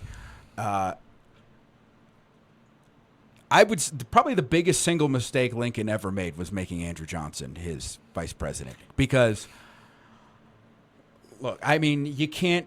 Everybody's going to go, oh, fucking Biden's the worst fucking president we ever had. Trump's the worst fucking president we ever had. Obama. It's like these people have been in office too recently for us to actually know. I have my own opinions on all three of those guys. I think there's one of them who's vastly worse than the other two. But the truth is. Well, one of them's only half there, so, right, one of them's basically dead. So there are two people, maybe three, but two people that you can have a legitimate argument are the worst presidents in U.S. history. And they are James Buchanan, who's president right before Lincoln, and Andrew Johnson, who took over for him. There's nobody else comes close to the level of incompetence of these two. Nobody. For example, Lincoln gives the greatest speech in U.S. history, the second inaugural. Right before that, Andrew Johnson gave a speech his inaugural speech as vice president. It had to be taken off the stage because he was drunk and belligerent. Okay, that's how he starts. And actually, when Lincoln ran for re-election, he didn't technically run as a Republican. He ran as like a Unitarian, unionist, something like that, because he was a Republican and. Johnson's a Southern Democrat. He's the only person in the Senate who didn't secede with the state. So this is a way to build a coalition so Lincoln could be reelected. So you have this dipshit. And here's another thing nobody talks about. You know why Lincoln was shot? Do you know why he was shot? Tell me. It wasn't because the North won the war, which they did. It was because on April 11th, after Richmond fell, everybody, back in those days, you could just walk up to the White House. This big crowd. You remember when Bin Laden got shot and everybody crowded the White House and in Times Square? That happened when the news of Richmond falling came. And everybody came, but you could go right up to the White House because there weren't fences. And so they're all cheering outside. And Lincoln comes out onto this balcony. And he gives this impromptu speech. And if you go and read it, it's really fucking boring because it's all we need to readmit the states one by one, this percentage of people. It's really fucking. It's logistics. It's all logistics. But right near the end of it, he goes, and I support the president of the United States. I support, and he said, he even couches it. He goes, I support certain black men who serve, because women couldn't vote, right? So he goes, certain black men of intelligence, the right to vote, which means what? Now I'm in teacher mode. What does that mean? If you are able to vote in the United States, you are a what? Citizen. So that means Abraham Lincoln is advocating for black citizenship. And in the crowd was John Wilkes Booth. And he said, he's reported to have said one of two things. A, that means citizenship, drop the hard R, or that's the last speech he'll ever make. And it was the last speech he ever made. because the plan was there was a legit conspiracy to kill Lincoln. Multiple people were killed for this. But there was more during the war. Oh yeah, but the initial plan was they'd been planning this like all year was to capture Lincoln, hold him ransom as a negotiating tactic to get a negotiated peace with the South. Once he said black people are going to be citizens, it changed to we're going to kill him. And so the plan was everybody knew he went to the theater. Booth is an actor. He knows Ford's Theater. He's been there a million times. So the plan is Booth is going to kill Lincoln. David Axelrod is going to kill Andrew Johnson. And then the other guy is going to kill Speaker of the House? William Seward, Secretary of State. Okay. So they're going to chop off the head of the American government, throw it into disarray. It's a last-ditch effort. The guy who is going to go kill Johnson chickens out. He gets shit-faced and chickens out. Booth shoots Lincoln. Seward was sick at home with, I think he had, bronchitis, so he was at home. This guy goes in. He says he's a doctor. He stabs him in the face, 4 times. Who? The Secretary of State? The Secretary of State. Nobody tells anybody any of the shit. And he leaves him. He thinks he's dead. But he does survive. And he stays on as Secretary of State under Johnson. He's the reason Alaska is U.S. territory. He's the one who negotiates that with Russia. Oh, really? With who's the Folly? What's the good dude? I don't know a lot about Russia, so I don't know. There's a guy who advocated for it. Yeah. And they called it something's Folly. It was his name. Oh yeah. Yeah, and the guy. So I love. I'm a big outdoors guy. I love the West. Yeah. And that's why there's a Seward, Alaska. By the way. That's why it's named after. And I think they called it Seward's Folly because they're like, this is a useless piece of land. Yes, and that guy's the single the talk about a guy who was vindicated 60 years later during World War II. Yep. Oh. Also, they found so much oil there. And the biggest, the more than that, it cut off what would eventually be the Soviet Union's access to this continent. Exactly. And and for pennies on the dollar, but it was so interesting. So this. It's all related. Yeah, well, it's all related. But that was the plan. And then, so Lincoln is killed explicitly, because he's supported black voting rights. And so when Andrew Johnson becomes president, Andrew Johnson was he had freed his slaves. He was a former slaveholder. He was an out-and-out white supremacist.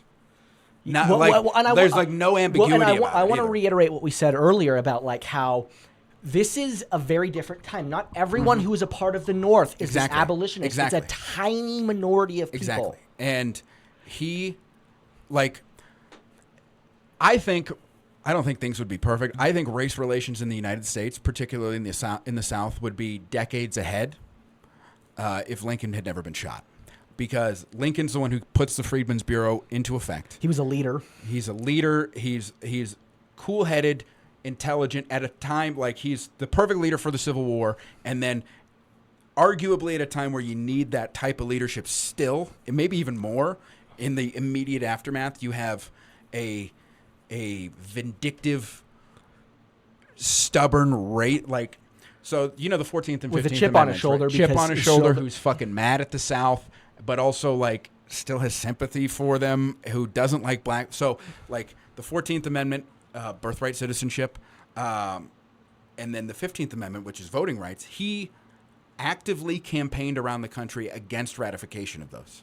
He used the power of the presidency to advocate against these. Well, so just my earlier question about how this afterwards, you're saying that my take is probably a little maybe tilted with some different takes, but the premise that the aftermath of the Civil War and how it was handled was and how the leadership in the North handled it post Lincoln's death is catastrophic to this day of how race relations exist. No. I think that is grotesquely over. They're putting the blame for the way they treated black people on the North, which is insane. Okay. That's insane. But so maybe not that's the way to put it, but there was the lack of leadership following Lincoln's death. Maybe, how do I want to phrase it?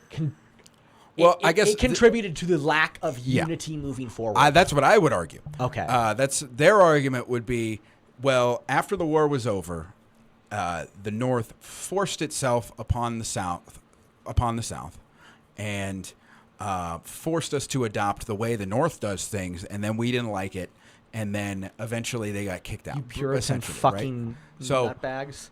the truth, after the war, for years, people who were in the Confederate government, that's the word I'm looking for, and at least generals in the Confederate Army were not allowed to vote. Probably for the best. They were not allowed to vote, and they were not allowed to be in positions of power until 1872. The Amnesty Act was passed by the Congress, by the way. And this is after Grant is president, and it's passed by Congress. He has to sign it. Grant is another... Grant sent the army into the South. This is another thing. They'll be like, they fucking sent the army, and it's like he sent the army into the South to crush the Ku Klux Klan, who were killing black people. I have an uncle who loves Grant, like just as a. It was so interesting because the whole Lee is he's the genius of this time period. That also the way that has become the popular myth is because of the Lost Cause, where they go, Lee was the real genius. Grant was just a drunk who just fucking didn't know anything. I will say this about Lee. We didn't even talk about the military leadership, but early on in the Civil War, there was one general, I can't remember his name, but literally there's letters from Lincoln telling him to pick a place. McClellan, who it's really easy to make your guy look good when everybody else is a fucking idiot. Yes, and one of the things about Grant, which is so like he was a drunk. Here's also the other, not to cut you off, but there's another thing. I just read James McPherson's Tried by War, and he is the preeminent Civil War historian, and he had a quote from a Union general, by the way, who said, which kind of illuminates a lot of why the Union Army was so fucking lackluster. It isn't necessarily that these generals weren't capable. It's that they were unwilling to be capable because they didn't want to crush the South. They didn't want to abolish slavery, so they would just repel and stop. And the thing with McClellan was that the soldiers loved him because he was so concerned for their well-being, but he never wanted. He's like, there are so many times where, as a general, you have to seize the day. You have to go out and just make a stand. And one of the things about Grant, which is so interesting, one of the reasons they were so hesitant to bring him in is because he was a drunk, and he was. But it's so funny that this drunk has the logic that no one else who was running this war was. He looks at this war and he says, South, you guys can't beat us. You guys don't have the numbers. You guys don't have the ability to supply this. So I have like 3 times your numbers. I can lose like 3 times the amount of people you can, and I will still beat you hands down. Yep. And so then he just played that hand. And he was. I also don't think it's a coincidence that the generals who won the war, the president, Lincoln, Grant, Sheridan, Sherman. Guy was. They were all from the West. All these other guys, McClellan, these guys were all East, so they were a little more old school, a little more entrenched. I know in this their area. ways. To do a fun little detour, one of the things that, while obviously we haven't got how the natives were treated, was interesting. Not interesting. It was horrific, obviously. Well, but one of the things is you have to understand the difference between the native people in the East and the plains. I'm just going to call them native people of the West, because the Eastern people were much more like there weren't many. There also weren't very many of them. There weren't, but like when we first encountered them in the 1600s, the people on the East were agricultural. They were settled in cities. They weren't like the plains people, where all the natives in the East were like That's also a thing. This kind of like whitewashing. And that's the best way. That's a good word. They go, well, natives didn't farm, and they didn't have. That's a lie. It's a lie. They did farm. And, what are you talking? And then we all like. How do you think we survived? Exactly. So it's like, and we do this with black people too. These are the 2 biggest groups we do this with as a culture. We go. You look at them. And you go, well, they're all black, so they're all the same. They're Native American. They're all the same. It's like, that's They might look Try similar. telling that it's to a not the same Hopi thing. and a Navajo. It's not the same thing. And one of the things I want to articulate that is it is one of the people that I'm just going to say Indians, but when I say them I mean Native people of the East.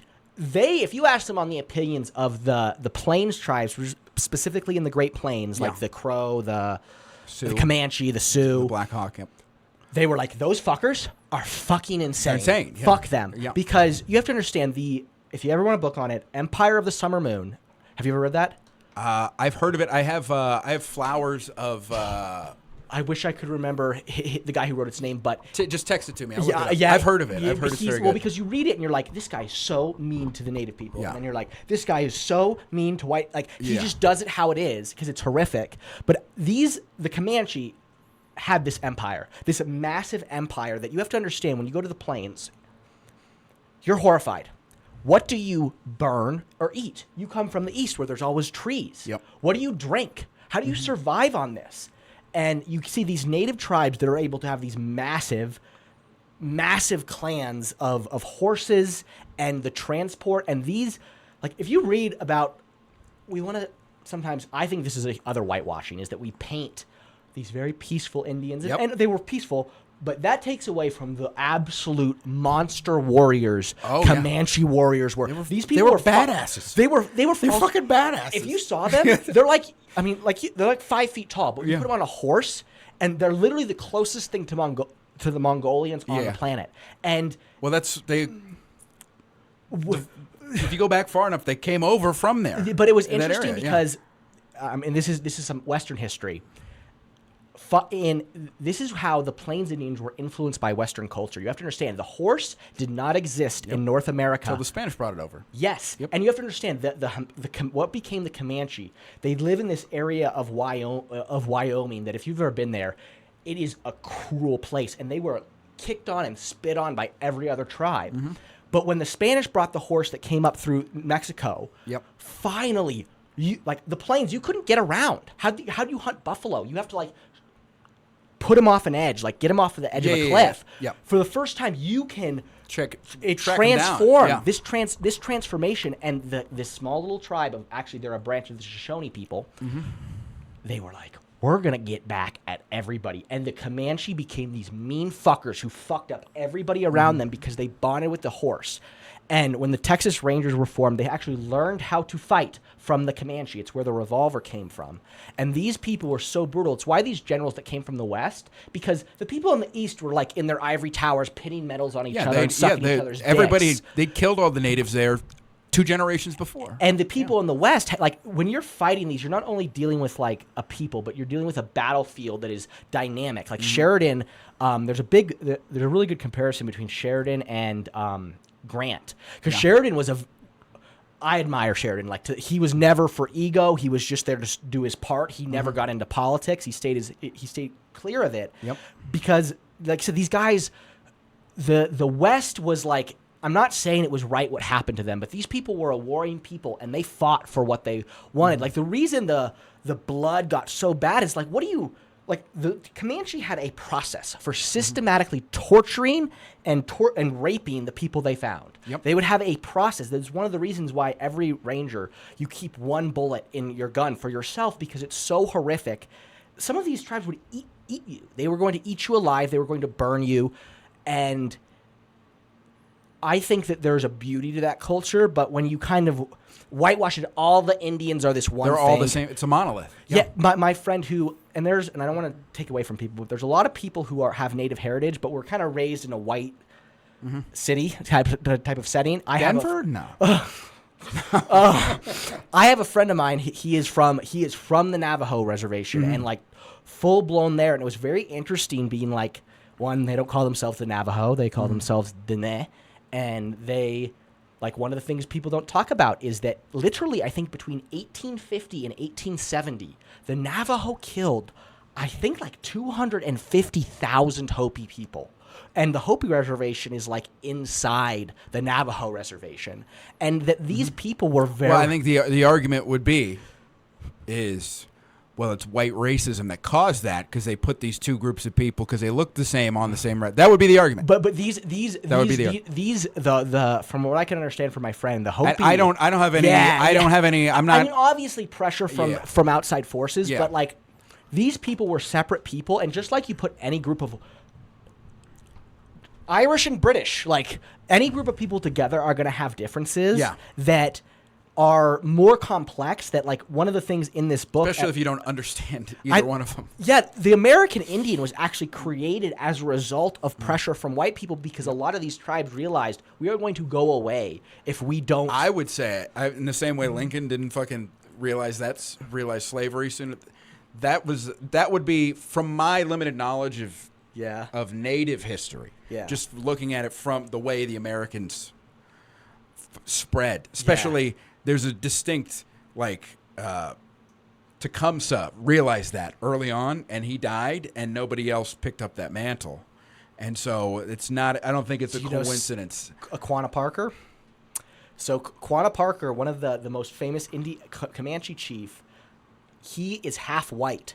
So Comanche were short. He was like 6'2", which is like 6...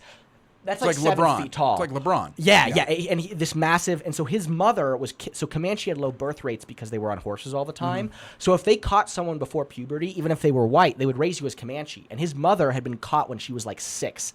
So she never spoke English. She only spoke Comanche, and she was the wives of a chief, and her son, he actually facilitated this whole, he was the one who actually surrendered and convinced his people to go to reservation because he realized they couldn't win. And he was the most brutal Comanche chief of all time. In fact, it was with another general who he actually made a deal with because he actually respected this general and who had like actually been hunting him, but it was interesting that the Comanche would respect you based on like if you were a warrior. And you like. Very similar to like Japan. Yeah, very similar. And it was so, even had a story about how he was on his like house on the reservation, and some white guy was like, "How'd they take your land?" And he's like, "Sitting on this log next to me." He's like, "Can you move over?" He's like, "Sure." "Can you move over?" "Sure." And it was just a little bit, little by little. And I guess my point. I mean, what's my point here is that these are one one of my favorite president of all time is Theodore Roosevelt because of Lincoln. He's as interesting as Lincoln for like the opposite. Yeah, he's like they're like a good contrast. Like Lincoln is very introverted and very brooding, and like everybody can kind of relate to that. Whereas like TR is fucking he is a cartoon character. He is, but I think one of the things, and he's an insane person. He wrote like fucking 50 books and ran for president. But he was also like a president who stood up to corporations in a way that no one ever did and got them to fucking pay for the fucking way they pillaged the West, and is the reason that we have all these public lands. Like that, you needed a personality like that to stand up to these people. And one of the things I always fucking got shot and then finished a speech. Yes, like it is. I think when I read about the people who fought the Comanche and these people, and didn't he have Comanche in the Rough Riders? I don't know if he fought because I know the Rough Riders was just a fucking mishmash. I don't think he actually fought Comanche. No, I mean in the Rough Riders, like somebody of Comanche descent. Like I want to say I read that. I can't. I mean, certain. It's quite possible. Have you read Edmund Morris's trilogy? No. It's the definitive Roosevelt. It's 3 books. I'll have to do Edmund Morris. It's Rise of Theodore Roosevelt. That's the first one. Theodore Rex. And he was a sickly kid. Yeah, very sickly. And his dad was kind of like, exercise. Make your body. And he did. And you have the mind. You don't have the body. Make your body. Obviously, critique of Roosevelt is his status towards Native people. But he was kind of a fucking crazy war hawk. But and obviously, I think it's easy. Like, one of the things I wondered about that, especially at that time, like I feel much more comfortable calling people in my age war hawks than then, because I try to think of like if I was just even like a position of power. I should say he had in the same way. He just like aged out of the times. Like he did have this crazy, almost not even Victorian era, like 18th century, like romanticism of war. because his dad didn't fight in the Civil War. He didn't fight. He was too young to fight in the Civil War, and the U.S. hadn't fought a war, really a major war. I mean, we're killing natives left and right in the West, but not like a full-scale war until Spain, which he kind of facilitated.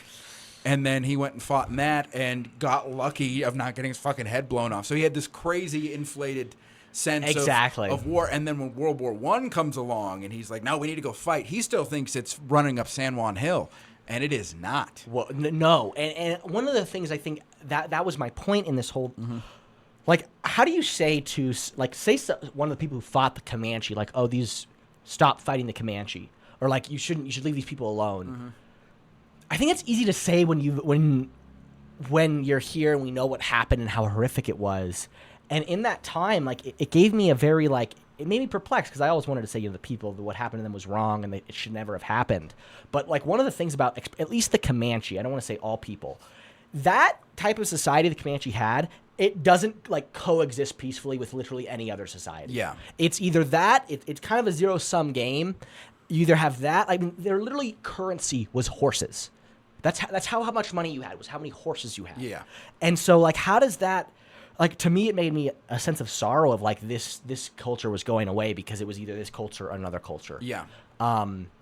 It's a sadness, but I mean, it's the same thing, like, in history, in 200 years from now, will anyone even know who these people were? Yeah, and that's in. We're at a very, very we're like poverty stricken with our history on natives, in large part because of what America has done, and they whitewashed a lot of the history. Oh God, yeah. But because so much of it took place before they had access to paper.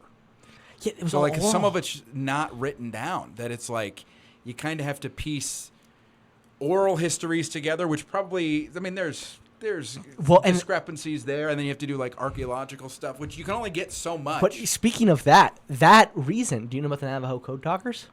Oh yeah. Like, for those of you who don't know, the Navajo Code Talkers were a primary reason why we won World War II. And my friend Davey, this Navajo, his two grandparents were Code Talkers. That's fucking sick. It was the coolest, and he was like, when I told him I knew about them, he fucking lost it. He was actually very pro-American, like, especially military and service because of that. And those of you who don't know, the reason the Japanese were brilliant. Any code we had, they broke.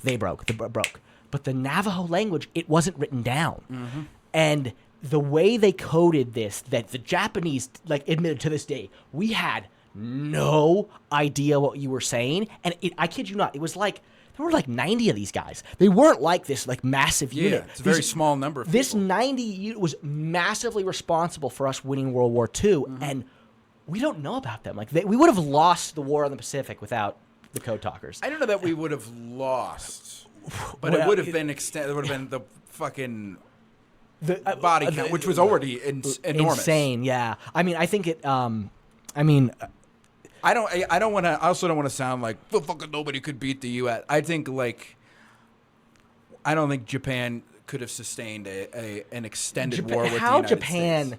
And then eventually Russia. You have to understand, this is one of so I'm a big, I do know. Can I go pee real quick? Yes, go, okay. please do. So then you can gather. One of the things that this made me think about this, talk about war and all this, is that, I mean, it's easy when you're here now, but like in the middle of it, I think it's hard to fathom how difficult decisions have to be. Like, I think that oftentimes, you want to sympathize with both sides and see the perspectives, but when you're in it, you're not like, well, you don't have that luxury. Yeah, you don't have that luxury. And I think a really good example of that is the Japanese, because I love comparing them to the British, because they're similar, because they're an island nation around a lot of other great empires. But they're different because, unlike Britain, which had been taken over by literally every neighbor around them at some point in history, Japan had never been, have ever been caught. I mean, we beat them, but we didn't, like, take over their country. I mean, we kind of forced them to open up. We did, but we didn't, like, it wasn't like but like 100 years prior. Yes, yeah. But still, they were like, we were like open up for trade. It wasn't like we're going to impose our culture and customs on you. And you have to understand, the Japanese are an island people, so they're very, like, fine with being who they are. They are also a very interesting country because they are. How does a resource shit nation take on the U.S.? Like, that doesn't make sense. Japan literally has such shitty iron. It's why they had to fold over their samurai swords. Because in Europe, they had such high-quality iron, they could make these broadswords, but their iron was such shit. They had to literally make the best with the shitty shit that they had. And I can tell you, it's because the sushi is so good. I know, the sushi's... Have you been there? Yeah. I have. I'm going again go get... So I was supposed to go as I had sushi in Aurora a few months ago. It's pretty good. It's very good. Pretty good. I love sushi so much. It's so good. I'm new to it. I just started eating it in the past few years. Oh, really? And I'm like, I've been missing out for decades. You've been missing out for... So good. It's so good. It's people don't know. It's so good. It's so good. I fucking love sushi. I was pissed because I was supposed to go over there for an internship when I was in college for 4 months, and COVID killed all that. You should play... Do you play games? Not anymore. You should play Metal Gear because it's totally about the Cold War, and it's about Americans. Every major character is an American, but it's made by Japan. Yeah. So it's made by Hideo Kojima. Yeah. And of it games. is, I mean, it's like to the point. It's like cartoonishly Japanese in like how over the top it is, but it is. It does kind of give you a bit of a because like his dad probably fought in World War II. At least his grandfather did for sure. Yeah. So it's like it's interesting to see like his relationship towards because the game's like very anti-nuclear war. Like the whole game is about you trying to stop nuclear proliferation, and it's like, well, I fucking wonder why he thinks that. I mean, a big and one of the funny things is like if you understood the Japanese I know you'd understand this because you understand why we. I think it was given the circumstances, I don't think there was another choice. No, there wasn't. Like people also put the fucking shoe on the other foot. Come on. If it was up to most of people in Japan, you would have to hold the country down physically and choke it to death. Mm-hmm. And to the literally last person, this country is crazy. They fucking took over everything around them, and they have no resources. They took over China. They beat all their neighbors, and they were using that to fuel a war against the U.S. Who was it? Britain. And Britain. and Britain. And it wasn't like people were like, we were always. I hate when people are like, well, we were always going to beat, the Germans and the Japanese, and I'm like, I mean, tell that to the guy who was running the war at the time. That's not. I mean, it was not. I hate this like given victory because I think it takes away from the individuals who won that war. Exactly. And making those decisions, and it wasn't. And also, like we were just saying with the Civil War, it's like, yeah, I could fucking castigate Lincoln for not doing that thing, but it's like I know how it ends, so I can then go because the ending was good. It's like, well, you could have done it midway, earlier. like the Battle of that was in the Pacific, right? I'm not. Yeah, midway, literally midway between Hawaii and Japan. That wasn't like if we lost that could have been a big. Could have been catastrophic. Could have been. I mean, think if the aircraft carriers were at Pearl Harbor, the whole thing's different. Well, and it was so funny because literally the Japanese general who. Can't remember who it was, but it was one of them who was like, if we declare war on the U.S., I can give you 6 months, maybe.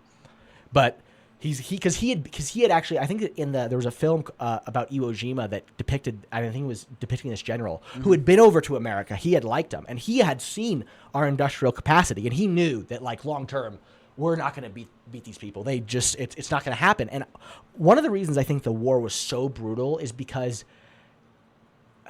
the American spirit and the Japanese spirit are so different in so many different ways. But they have like their intensity. The intensity is similar. Similar, and so when you put them head to head, they both just like intensify. It's like Stone Cold and The Rock. Exactly. It is. It is. You're just like you get these people who are just like, oh my God, and. It was why, but you said nuclear proliferation. One of the things is I've been to Hiroshima.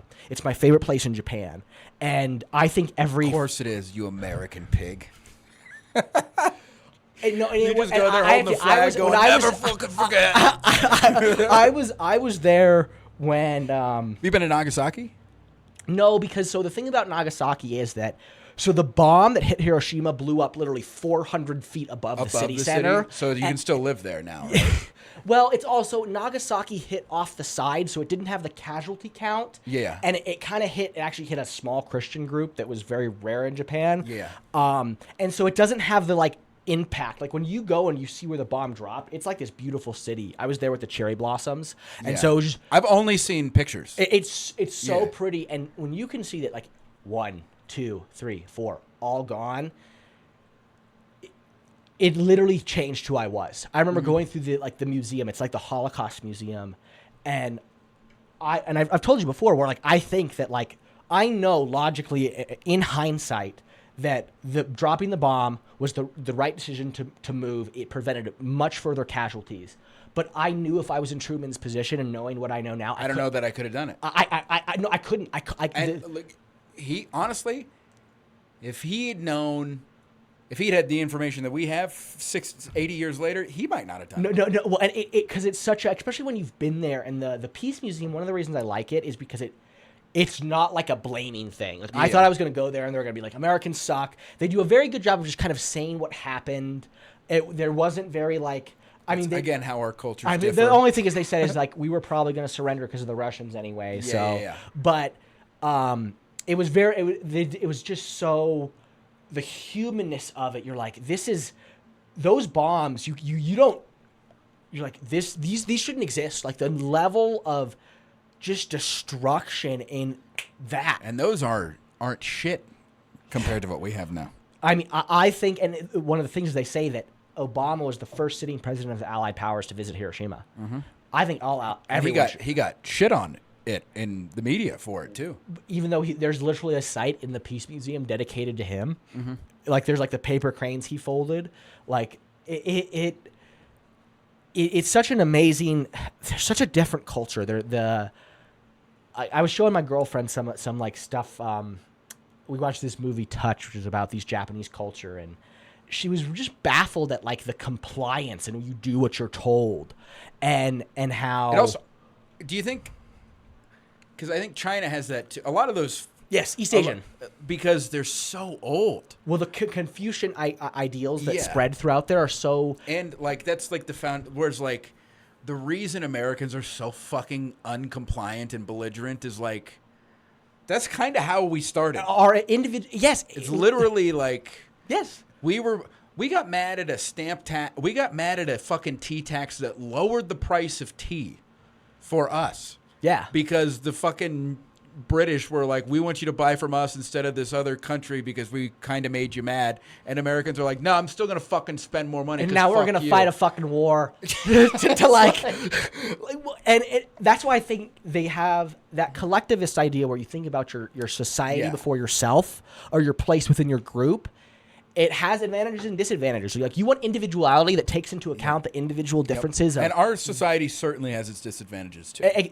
People want like a solution base, but I think one of the things that I think made me love America more, like despite all these horrific things we've talked about, like we talk about our tragedies here. We talk, I mean, yes, we don't do it perfectly with slavery and all these things, but we talk about them. You're able to still talk about this stuff. Japan doesn't talk about anything they did during World War II. Most people don't even know. Oh, I think I've said this to you before. The greatest beneficiaries of Nazi atrocities are the Japanese. They did horrific things. Horrific. And everybody's just like, oh, they like TY Beanie Babies and Kawaii, and it's very cool, and they have funny game shows. It's like they were crazy. My girlfriend in this, she was surprised at like this like top down, this is the way it is. And I think what it does is I think we want to, especially in America, when we see our culture and its flaws, we idolize like this foreign culture that has it, and you're like, well, it may have this, but it has other aspects. They also have the Yakuza. Yeah, and also they're not too cool. Actually, the Yakuza now just do like white collar crimes and extortion, so they're like, they're really American. Yeah, they're not like they're there's a reason where like they don't really, you don't have to worry about them because they're just like they know like if they fuck with a foreigner, that's gonna fuck with their business. And I think when you learn, it makes me love America that we have this. I wouldn't want to live anywhere fucking else, because I think that. I think I could live in Italy just because of the food. The sun wouldn't appreciate. My skin would not appreciate it, but my belly. I could. I've also never been to Europe, so I've only ever been to Toronto. I dated a girl who'd been to like everywhere. She'd been to like 65 countries. She spoke like 6 languages, and she's like, I want to settle down Denver. No, she's like, I don't like America. You guys like always want to work and stuff. And then she thought like Italians and Spanish people were like, they're like lazy. Oh, so she's British. No, she was Kazi, so she's from Kazakhstan. Oh, I mean, and that's a whole other. Was she practicing? No, she came from like a town of like 400 people. It was split between super devout Muslims and super devout Christians, and she's like, I'm out of here. She's like, you both are crazy. I'm done. Yeah. Okay. I respect that. Yeah. And they didn't fucking throw acid on her face before she left? Apparently not. Like, it was... Kazakhstan is kind of weird because it's kind of has... It was part of the Soviets, yeah, too, so like that influence as well. Have you ever listened to like Wrath of the Kong by Dan Carlin? I haven't. Have you listened to his World War I thing? No. Oh, buddy, that was the first thing I thought it was the way I just misread the title, and I thought it was because it was 6 parts, and they were all like 6 hours apiece, and I'm like, oh, this is the story of World War I leading through World War. I thought this was both of them. Mm-hmm.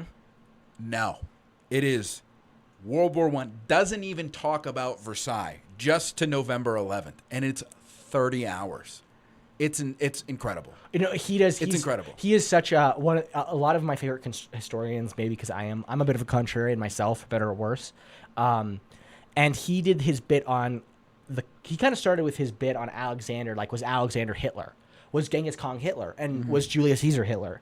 And these characters. I listened to his Caesar, Celtic Celtic Holocaust, yeah. And I mean, Genghis Khan literally reduced the carbon footprint of the planet because he killed so many people. And you have his DNA because he raped so many people. Maybe. Was family. What, I'm mostly from Western Europe, and he basically the reason we don't talk about him is because every society was traumatized by him, but they would have conquered the whole fucking Eurasian continent. Yeah. But they kind of got, every time they got close to like the western frontiers, they got to like Poland, something back home took them up. So they had to stop? Yeah. Okay, there was one time where this scouting force of 20,000 Mongols literally conquered like all of the Middle East and Eastern Europe, and like the Russians were like, this is the biggest army we've ever seen, and it was literally a scouting force. Mm-hmm. I mean, these people were basically like these you have to understand that the mounted horsemen, like with the compound bow, was like a cheat code in the Middle Age because you could move, and the soldiers were self-sufficient. They didn't need supply lines. They could live off the land. And the big thing was when they fought the Chinese, which were like the biggest empires in the world at the time, they learned how to fucking siege cities. And so they kept all those engineers, and they said, you're going to work for us. Yep. And so every time they came to a city, the Europeans were like, we're going to haul up in our cities. And they're like, okay, we'll just rip down your walls. And when they would kill everybody, they would literally you would have a quota of ears. You have to have like 10 ears. So if there's like 10,000 people in the city, you all got to kill 100 people. Mm-hmm. And they would kill, and often they'd be like, hey, if you give us money, we're going to just leave you alone. Just pay tribute. And there were so many people who were told by like all the like advisors, like, just pay the money. They're like, no, we can do it. And they're like, are you sure? And that's what Alexander did too. Yeah. I mean, a lot of people think that they would probably beat any modern army, including Napoleon's army. No army would have stood up to them. The number of people and the thing about the Mongolian army that was so special was it didn't matter what race you were or what class you were. You were literally promoted based on merit. One of Genghis Khan's great generals was literally, I think his name was like Jericho, which was like arrow, because he shot Genghis Khan's horse from under him. And Genghis Khan was so impressed. He was like, you're my general. Yeah. And so all his army was well led at every single level because it was entirely meritocratic. Wasn't his wife captured and raped? When he was like 9. And that's like his start where he had to raise an army and go kidnap her. That's his like evil villain origin story. Exactly. Yeah. And maybe it was his mom. Was it his mom or was it his wife? It was his wife. Okay, I think it was his promised wife. Yeah, I've listened to like 2 or 3. I don't know.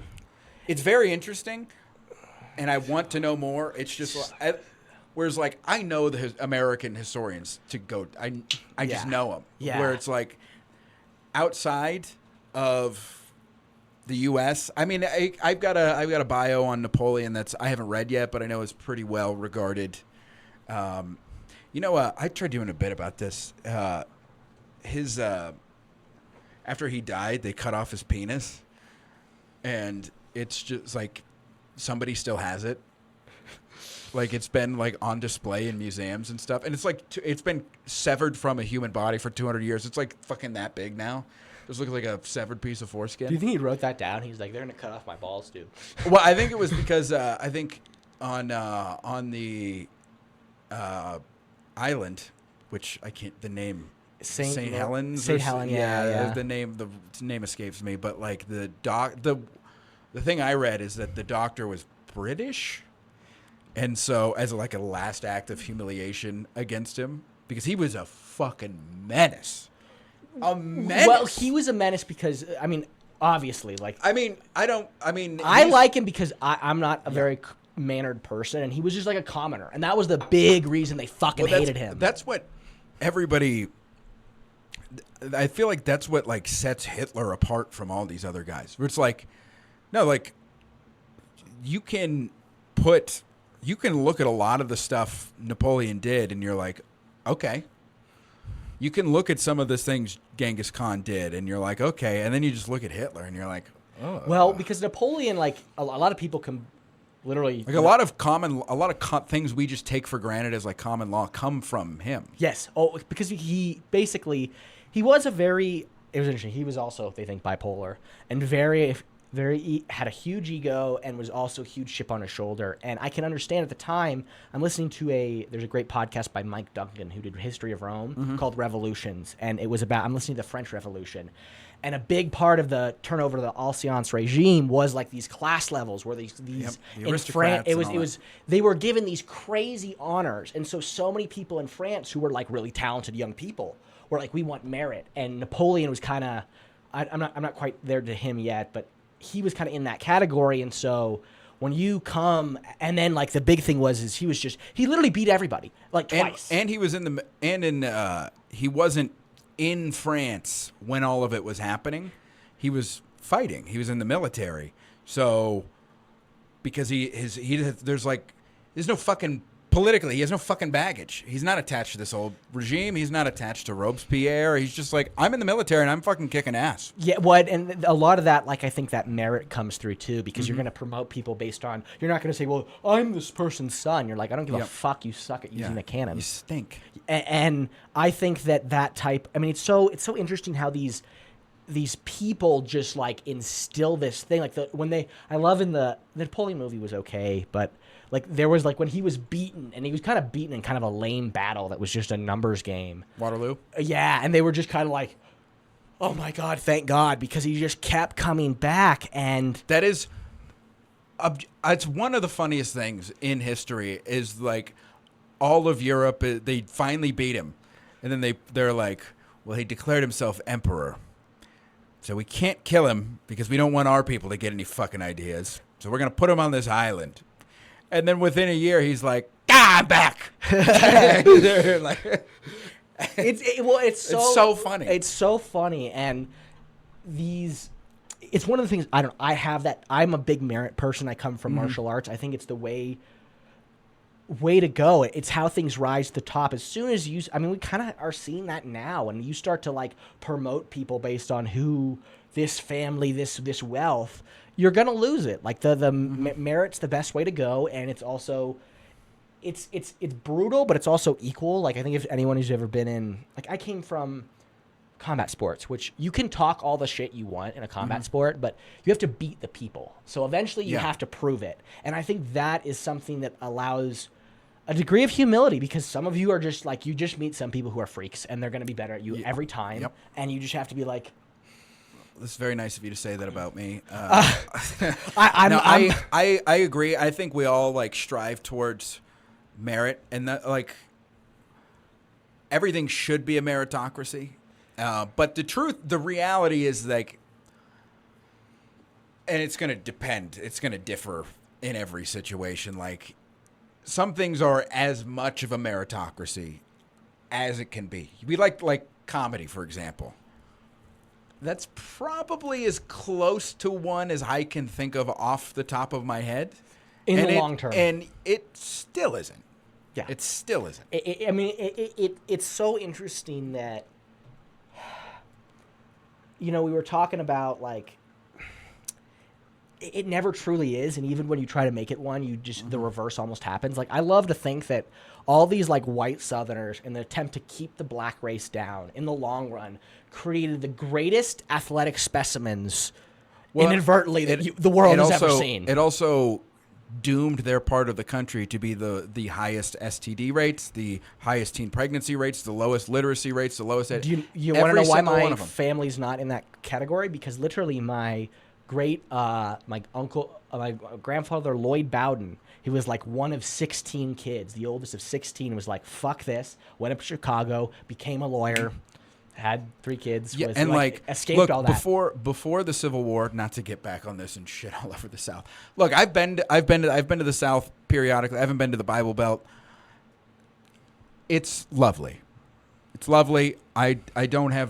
It's fun to shit on them because they lost, and it's like kind of a brotherly thing. But it's my thing is, and I wanted to say this earlier, but I got myself off track with the Civil War. Is like, I think that the Civil War is the premium example of the aristocratic, wealthy elite taking advantage of the uneducated and forcing them to fight a war on their behalf for their interests.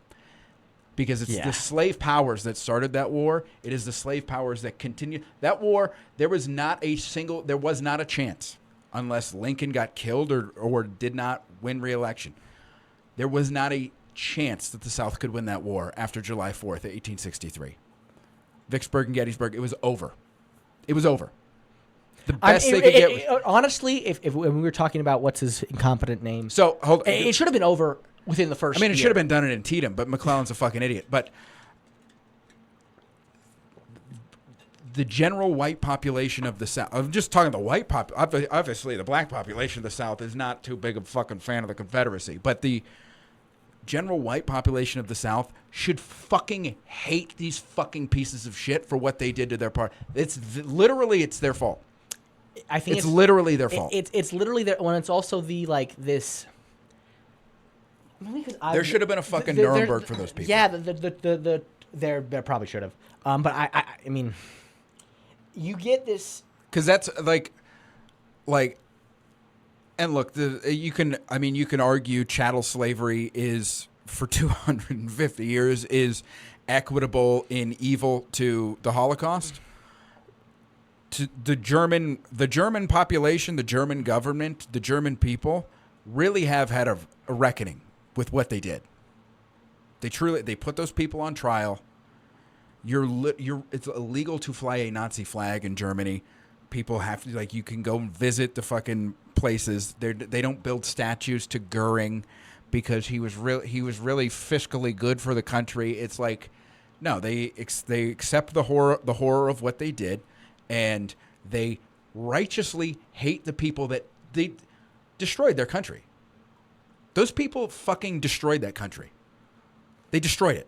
The country was split in two, fucking controlled by the Soviet Union for fucking 50 years. They fucking destroyed that, just their country. Not take out everything they did to everybody else. Like the German country was destroyed because of that regime. The South, the American South, was destroyed because of a small number of slave owners that controlled all of the power, all the money, all the resources, and convinced a bunch of illiterate white people in the South, which, by the way, for 60 years, they'd been...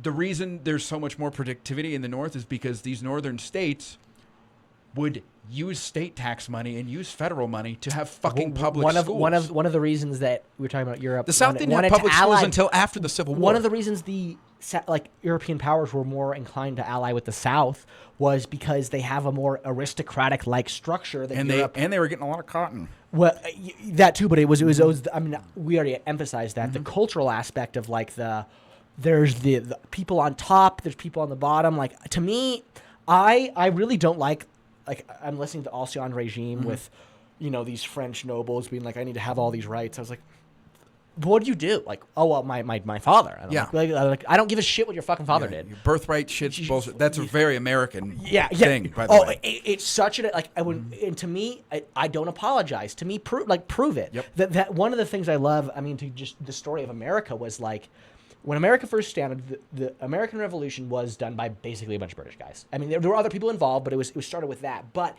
it evolved. Early on, they knew that if they wanted to get the whole continent like they wanted, they couldn't. And so they had the Haitians, which were a German tribe that came in. And then later on, it was the Scots, and then the Irish, and then eventually, after slavery, black people came up into the cities. And I love how at every time they were like, we're this one thing. This is a white country, but we also need all these fucking Germans to come in here so we can have babies and do everything else.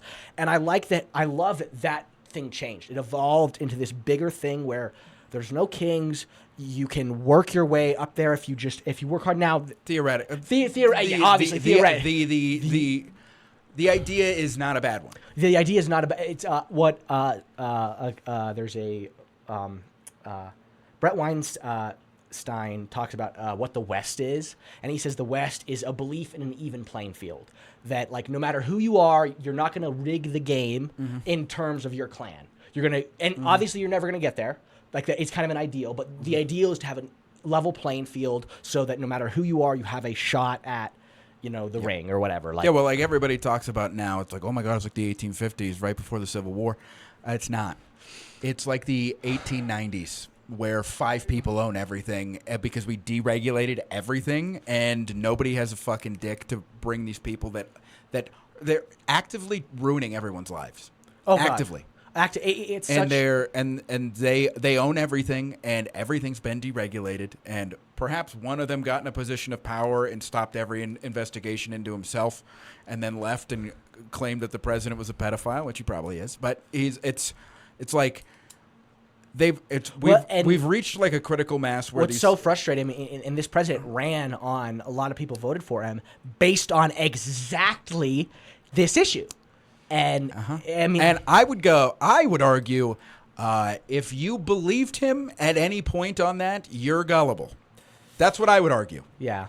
But I think, I mean, like, it is nice to see that finally after 10 years, it's like, oh, the veneer's finally coming off for some people. It's fun. It's nice to see. I don't want to get into a modern political debate, but I would say the robber barons of the post-Civil War through to the early 20th century, that no man's land of American history that nobody really cares about, because it's really just like civil service reform and the railroads and J.D. Rockefeller, and it's like, snooze. When is somebody going to get blown up? I mean, you really had Rockefeller, Carnegie, Vanderbilt, Morgan. Like, you had 5 people that owned everything. They owned everything. And it took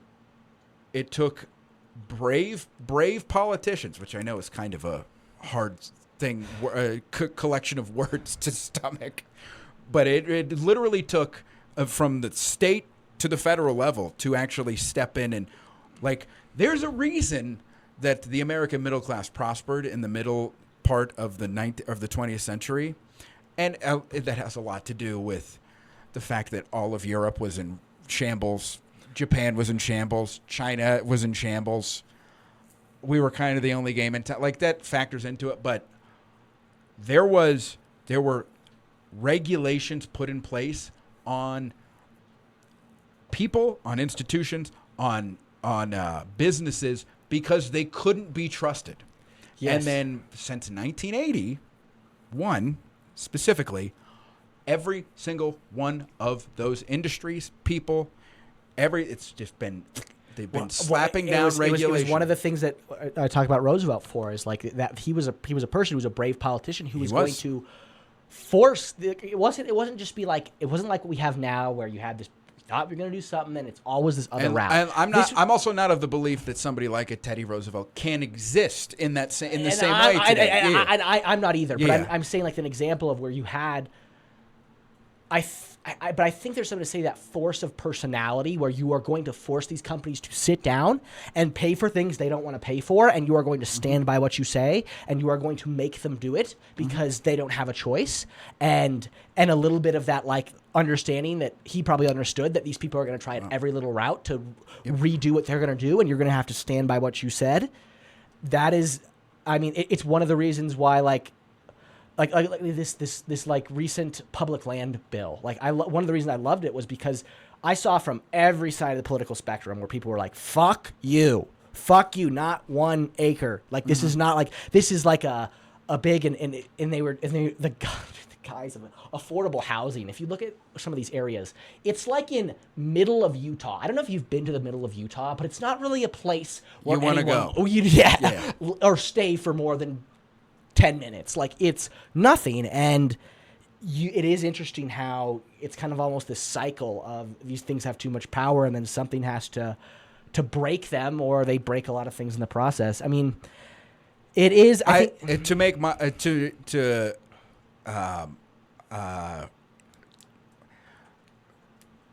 I think, and I don't know if this has come through, even though I haven't stated it explicitly, I'm not a big fan of Donald Trump, personally or politically. But now, assuming that he doesn't fuck up the 22nd Amendment or 24th Amendment. That's the re-electability? Yeah, which they've already bastardized the 14th Amendment. But so we'll see there. But I don't think that that's going to happen. I do think he's leaving. I'm not one of those. I hope so. I think, to try and put a positive spin on it, that in the long term, historically, I don't think he's going to be viewed very well. I don't think he'll be viewed as worse than Johnson or Buchanan for sure. But I don't think, in the same way that Lincoln kind of he looks even better than he was, is because he's between literally the two fucking worst presidents of all time. And what I hope doesn't. I think Obama is going to be looked at as even better than he was. Obviously, he's the first black, but he's in the history. He could have done nothing, and he'd be in the history books just for that. But I think he's going to be viewed as maybe better than he actually was because he's literally between Bush and Trump. That's what I think. Yeah. That's what I think now in 2020. If it could his, change in 20 years. I mean, But I think you keep that thought. Yeah. Just to finish what I'm saying. I think that the overall backlash amongst particularly educated younger people, and it could be, you could lean right, you could lean left. I'm not talking like Charlie Kirk, I hate that fucking guy, or crazy people on the far left. I'm talking educated people who might veer one way or another. I think the fact that Trump and his cronies and people like him, I think there's going to be a backlash, especially after he's gone. Because he gets away with more than any other politician ever has, purely because of his personality. He's a very good it's politician. Very interesting. Like nobody else could do that. And I think Republicans. Now I'm getting into a fucking modern political discourse. I think modern Republicans take that in the same way that I think liberals, Democrats took Obama for granted, of like, well, he's very articulate and likable and funny, and it's just like, well, everybody's going to vote for us now because he was so great. And that clearly hasn't been the case. Well, and I think Trump's an even bigger force, cult of personality than Obama, for sure. But I think once you remove that element of it, I think they're going to have a really, really, really, really tough time. And I think they've definitely lost the Hispanic vote for a generation. Oh yes, that's for sure. For sure. Well, and it was such a. I mean, like, I don't know. I don't like. And I'm looking at it. I'm not looking at it from my opinions on any policy specifically. I'm just looking politically. That's it. That's all I'm looking at. Hillary Clinton was the first president I voted for as the first campaign. Presidential election. I was voting for. I voted for Obama first. I did vote for Obama. I did. After that, and I do think, I was and very, I will very anti-Trump, and I think until like 2020, and then I've become an agnostic because I saw how crazy he drives some people, and I'm like, I can't do that. Like, I don't want to be that. Yeah. I don't want to be that. And one of the things I really like, I don't like people. One of the reasons I don't like people who define themselves against something. I want to define you for something. It's way easier to back someone for. And I think that's the biggest problem Democrats have had politically. Well, and it's one of the things where I was saying from like 2020 onward for years. I was saying that in 2016 too. I was saying for a long time, and I've said before. I haven't really said it on the podcast, but I was screaming at the Democrats. I'm like, I do a lot of things that involve guys, and I'm like, you need someone who's like, you need to catch these men in the middle who are kind of like, they're not super far, they're not MAGA, but they're not either way, because you don't have a message for young men, and it doesn't have to be big, but you're having like one, like the lack of it allows the Charlie Kirks to take them. When people, I was like, okay, you can shit on MAGA, but you can't do that if you don't allow another alternative. And it was one of my big. I knew Harris wasn't going to win, because I remember there was one thing with Michelle Obama where they talked about men, and they defined about why men should vote for them to help protect women. And I'm like, that's a good message, and I agree with it. Problem is most of these men I know you're talking to, they can't even talk to a woman. Maybe baby steps first. That's hilarious. You should say that on stage. That's very funny. And my thing is like it doesn't have to be a lot, but there's a lot of people going over to that side because you're obviously preaching to this kind of, multi-ethnic background, and that's great. At the university, I see it. I'm all for women's rights and all this, but you just, and I understand white men have had advantages throughout history. You don't have to explain that to me, but there's still like, if you don't get this large portion of the country, you're never gonna win. And you have to have. It's why when especially I really don't like politicians that attack another politician. I get if it's like a certain issue, like big issue that needs to be done. But like when I listen to you, like your speech to me, I want to say what you're for, why I should vote for you. Because it's never when it's always like, well, it was always to beat Donald Trump. You sound like Andrew Yang. It just. That's what he said. That's what he was saying that years ago. He's like, and I was saying, I thought this in 20, and this is the same thing. I voted against Donald Trump. I'm 3 for 3, gold star. Never voted for him once. I did vote for. I mean, it was like voting for Hillary was that. Yeah. Same thing with Biden. I mean, I'll be honest. I voted for Trump in this last election, but it wasn't crazy. like it was crazy. But also, like you're in a. Like I'll be.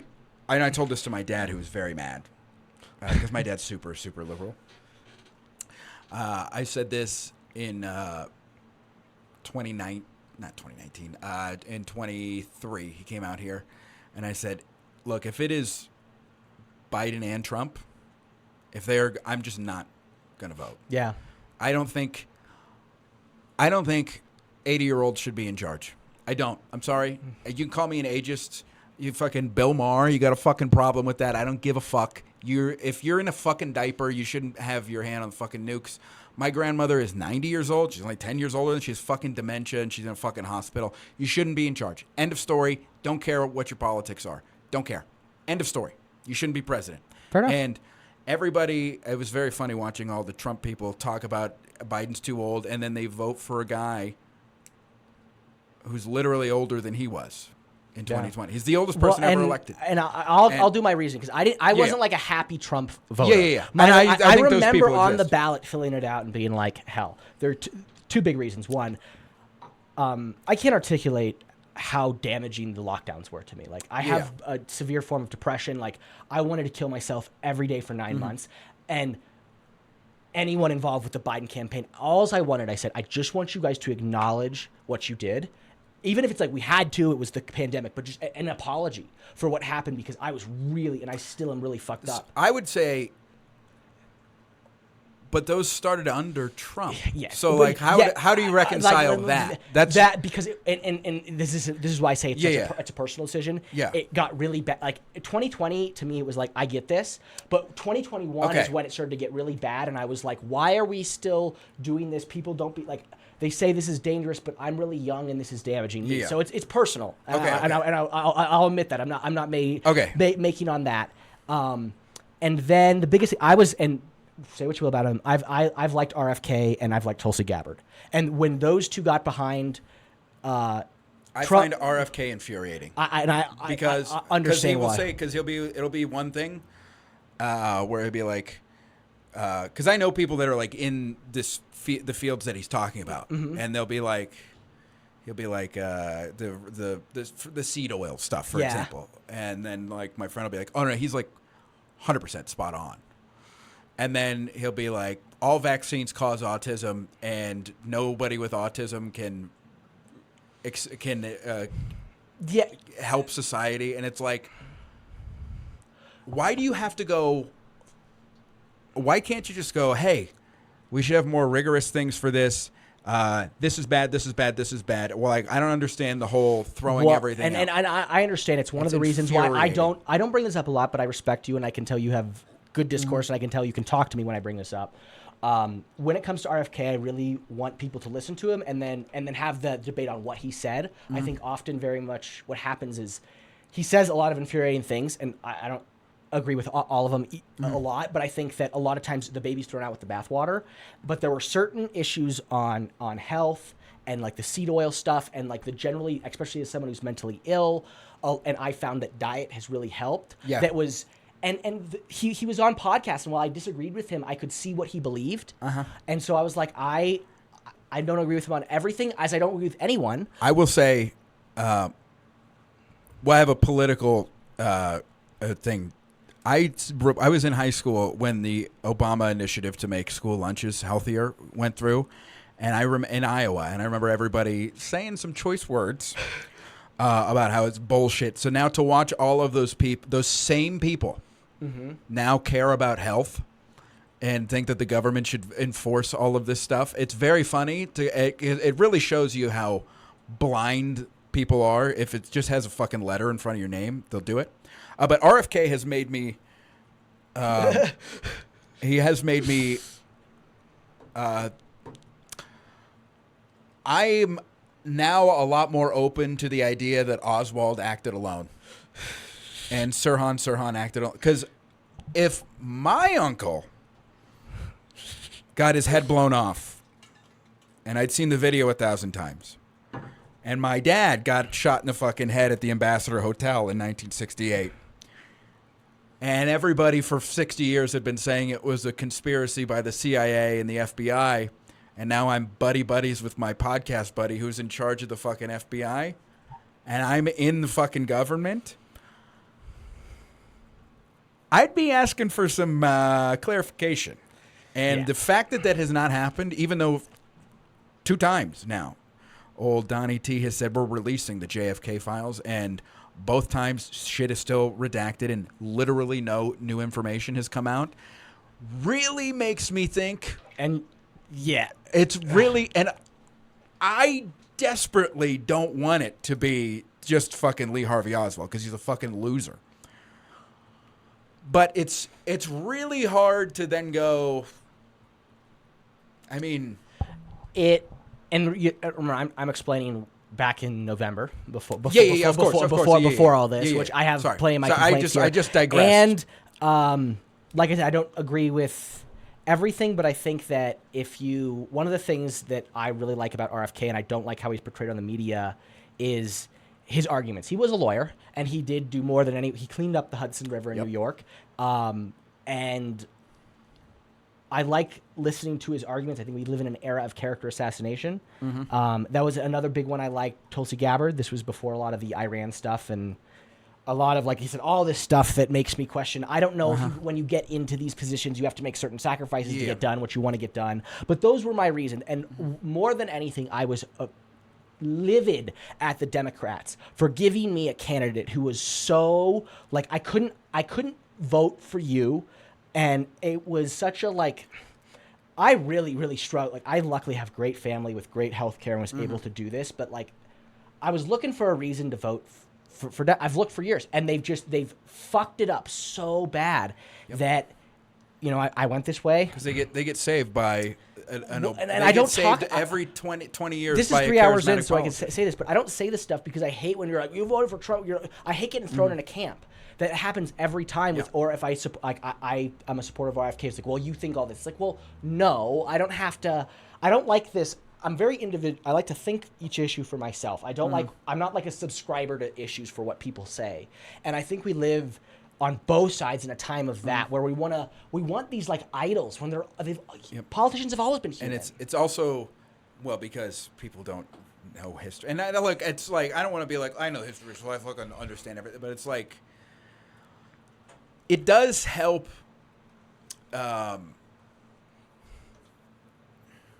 It does help in knowing the flaws of people who came before. Like I said earlier, it makes you like hyper. You can't really get bullshitted by politicians, for the most part, or at least when you're like you know what's going on. Because, like, Teddy Roosevelt wasn't perfect. I don't care if his face is carved into the side of a fucking mountain. Of course he wasn't. Thomas Jefferson sure the fuck wasn't perfect. Thomas Jefferson? I mean, the more I read about him, the less I like him, actually. But that doesn't... He did valuable things. Founded the first But, yeah, it's like... But it's also like... That doesn't...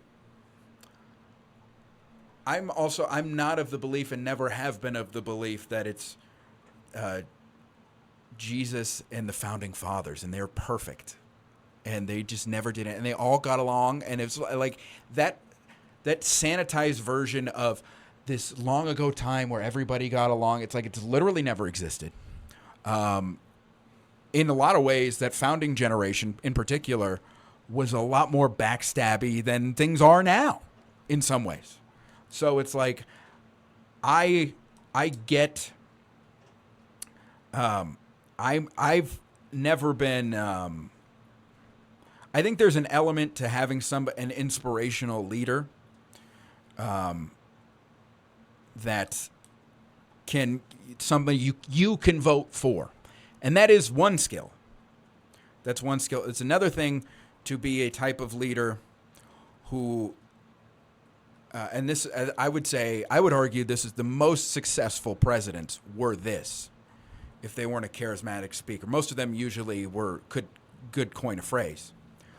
The best presidents, leaders in general, and you could apply this politically or to business, are, just think about the best jobs you've ever had. It's just the person in charge was very skilled at picking talent and putting the right people in the right spots enough of the time. Nobody has 1,000 batting average, but enough people in the right spots to do the most good, to get what they wanted done. And then because they were able to do that, and if you're a politician, specifically if we're talking the presidency, you have to then be able to articulate the good things these people are doing so people then continue to vote for you, which I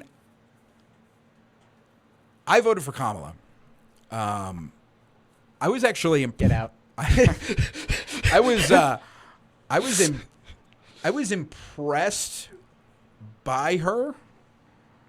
I didn't feel the same. Like when I voted for Obama in 2000, that was the only time I've ever voted. It was the first time. Maybe it's because it's the first time you vote, but it was the only time I've ever voted for somebody. And I was like, I feel good about this. I for real thought that she would play Trump's game, which I've said for a decade. You do not do that. You don't do that. That's exactly how you lose. You're not going to out shit talk the king of shit talk. It's not happening. It ain't fucking happening. You're not going to out shit talk him unless you're like a Jon Stewart, who's like also a professional shit talker. Like it's just not Joe Biden's not going to talk more shit than Donald Trump. I don't fucking care how much I dislike Donald Trump. He's the king of shit talk. It's hilarious. So, but that's how everybody would try and play his game. It's like trying to beat the fucking Chiefs. It's like, don't play the Chiefs fucking game. Yeah. You don't do that. But everybody, and she didn't do that. She just, like in the debate, she let him fucking ramble and just gave the slide. I was impressed with that. She said a lot of the things she said I agreed with.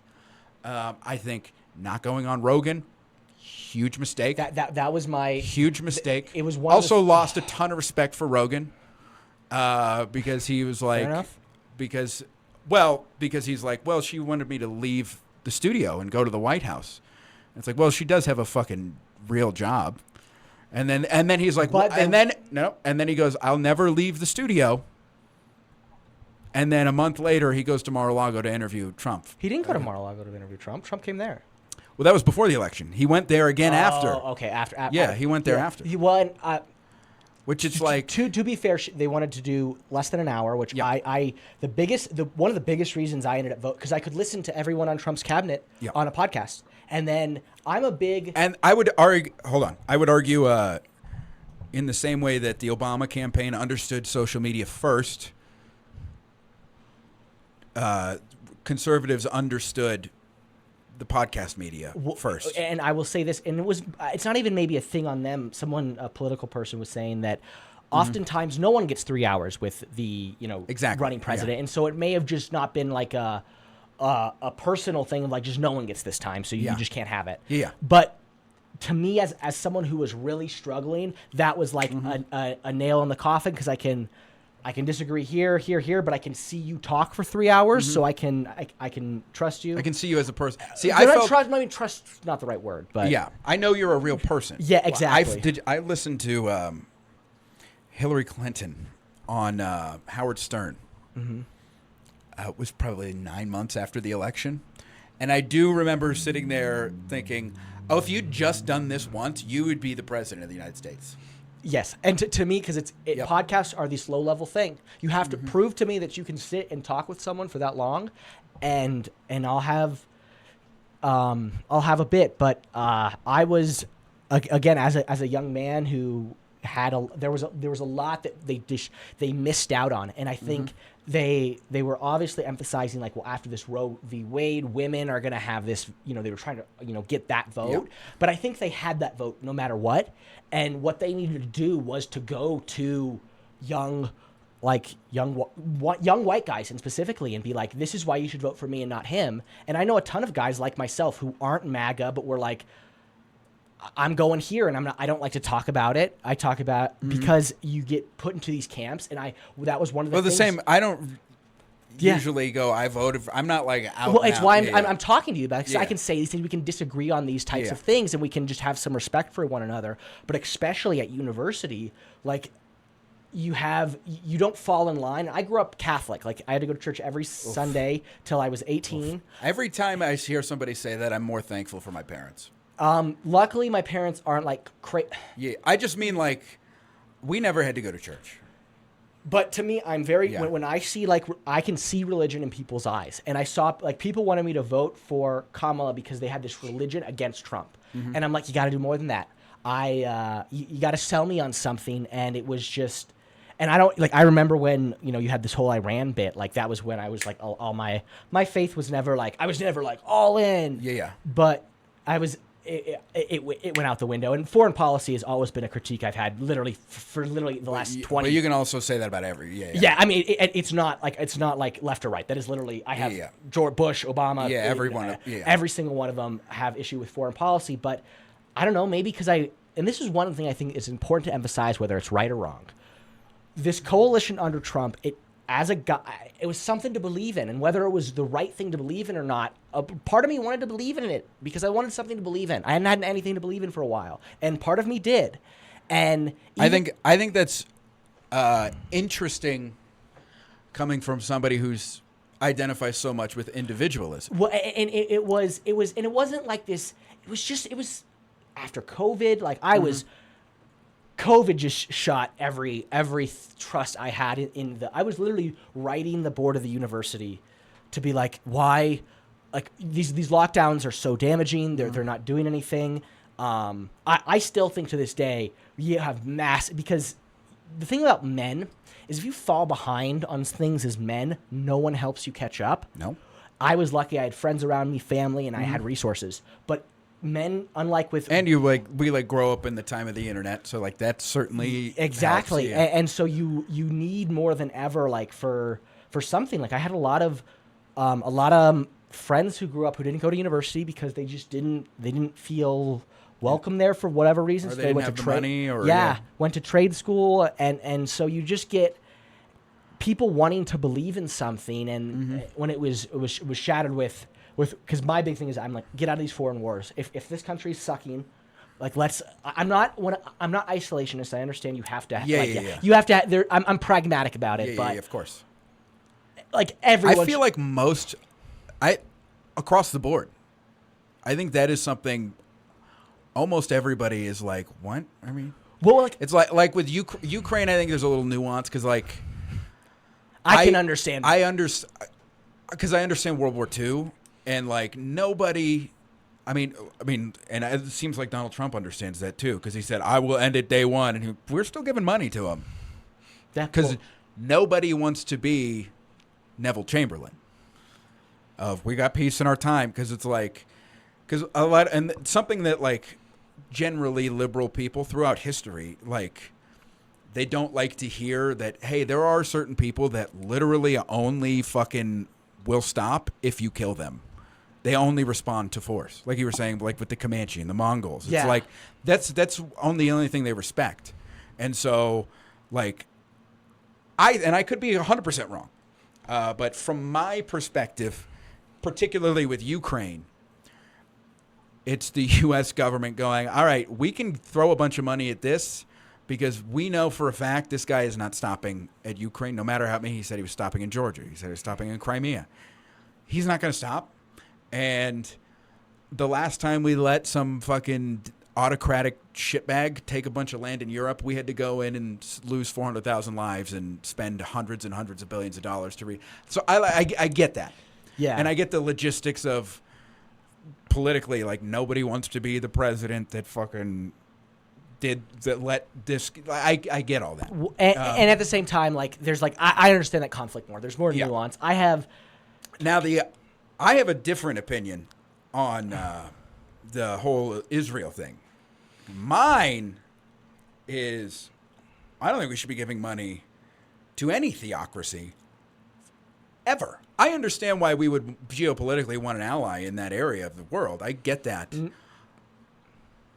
I don't think a country founded on the idea of freedom of religion should be funding a holy war, which is what that is. It's what it that is. It is a holy war. I know he's a disgraced historian, but I like him nonetheless. Daryl Cooper, he did a great... it was like a 30-hour series called Fear and Loathing in the New Jerusalem. Again, kind of like one of these contrary historians who... But in that bit, he starts in 1880 and he ends in 1947, which is where most people start their history. Yep. The whole Zionist project is long and deep, and he does a great job of looking, no matter what side he goes at, he says, I'm going to look at them as people. He starts with the pogroms in Europe, which if you know anything about the pogroms in Europe. That they started long before the 1880s. But like, that's when they got really bad because of the Industrial Revolution. In Russia and stuff. And so it paints this very complex story, but... I remember listening to it, and by the end, even my dad, who's just kind of cut of the road, he's like, yeah, Israel is a terrorist state. Like, the way the manipulation there, and again, all for... I hate because you're immediately called an anti-Semite if you have these concerns. I think you don't know the history, and... look... I have no problem saying Benjamin Netanyahu is a fucking piece of shit who should probably be put in prison for fucking war crimes. I don't have any fucking issue. I have as much issue saying that as fucking the Ayatollah Khomeini is also a fucking walking piece of human shit. And Hamas is a fucking terrorist organization. I don't fucking like any of them. Well, and guess what? I don't like Judaism, Islam, or Christianity. I don't like any of them. I don't care if you do. I think there's value in a certain level of value in them, but I don't believe in a holy state, period, end of story. If you want to, you can go, if you want to do that, that is fine. I will not participate in any way. There's a really good book series on the radicalization of young men in Japan in like 1850 to like 1890, which was like this group that did World War II, and this group that was very radicalized around the emperor. And it was the birth of Japanese. I took a modern Japan history class. Yeah. That was right when they built their new constitution. That same radicalism took place in Israel, and there is a. It's the same thing if you don't negotiate with that. You say stop, and obviously what's gone on with the Palestinian people has just been horrific, and war after war. I could not believe with what happened in Iran and what happened in Iraq, Afghanistan. I had friends of mine who I know are smart, and I still can't understand why you thought.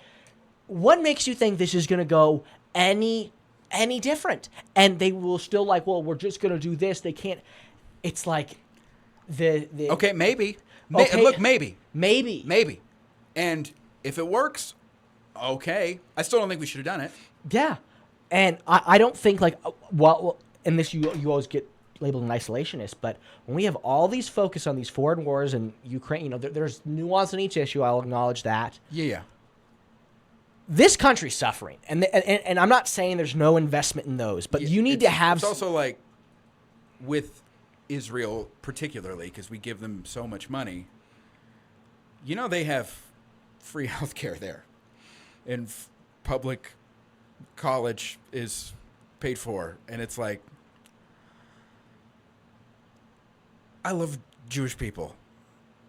They're great. I also don't lump in all Palestinians with Hamas. Yeah. I don't lump all Russians in with Vladimir Putin. I don't lump all Jewish people in with Benjamin Netanyahu or a lot of the Iranians. Guess what? Most of the Iranians don't fucking like that guy, Khomeini. Yeah, they're not fans. But you know what they also don't like? You bombing their cities. Yes. It's like I don't. Well, and now I think it's like this. One of the thing about war is that. Us Americans know nowadays. There's not been a foreign war, a war fought with a foreign power on U.S. soil since 1815.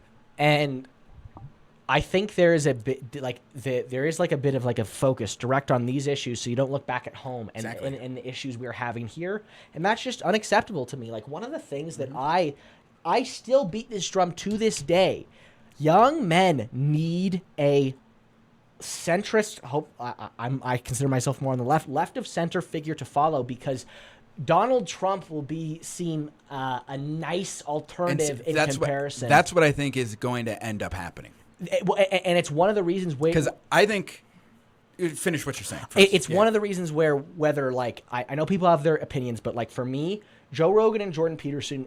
At least, and I don't want to speak for all because I know they're very polarizing characters, but for me, very positive roles, not for only for me and specifically a friend, where what they taught us how to be, I would say, proper men, care for others, learn how to do such things. I know people don't agree with all their different political sides, but my alternative would be, would you rather have Joe Rogan or Donald Trump? Yeah. And you need some... If you say the other one, you're insane.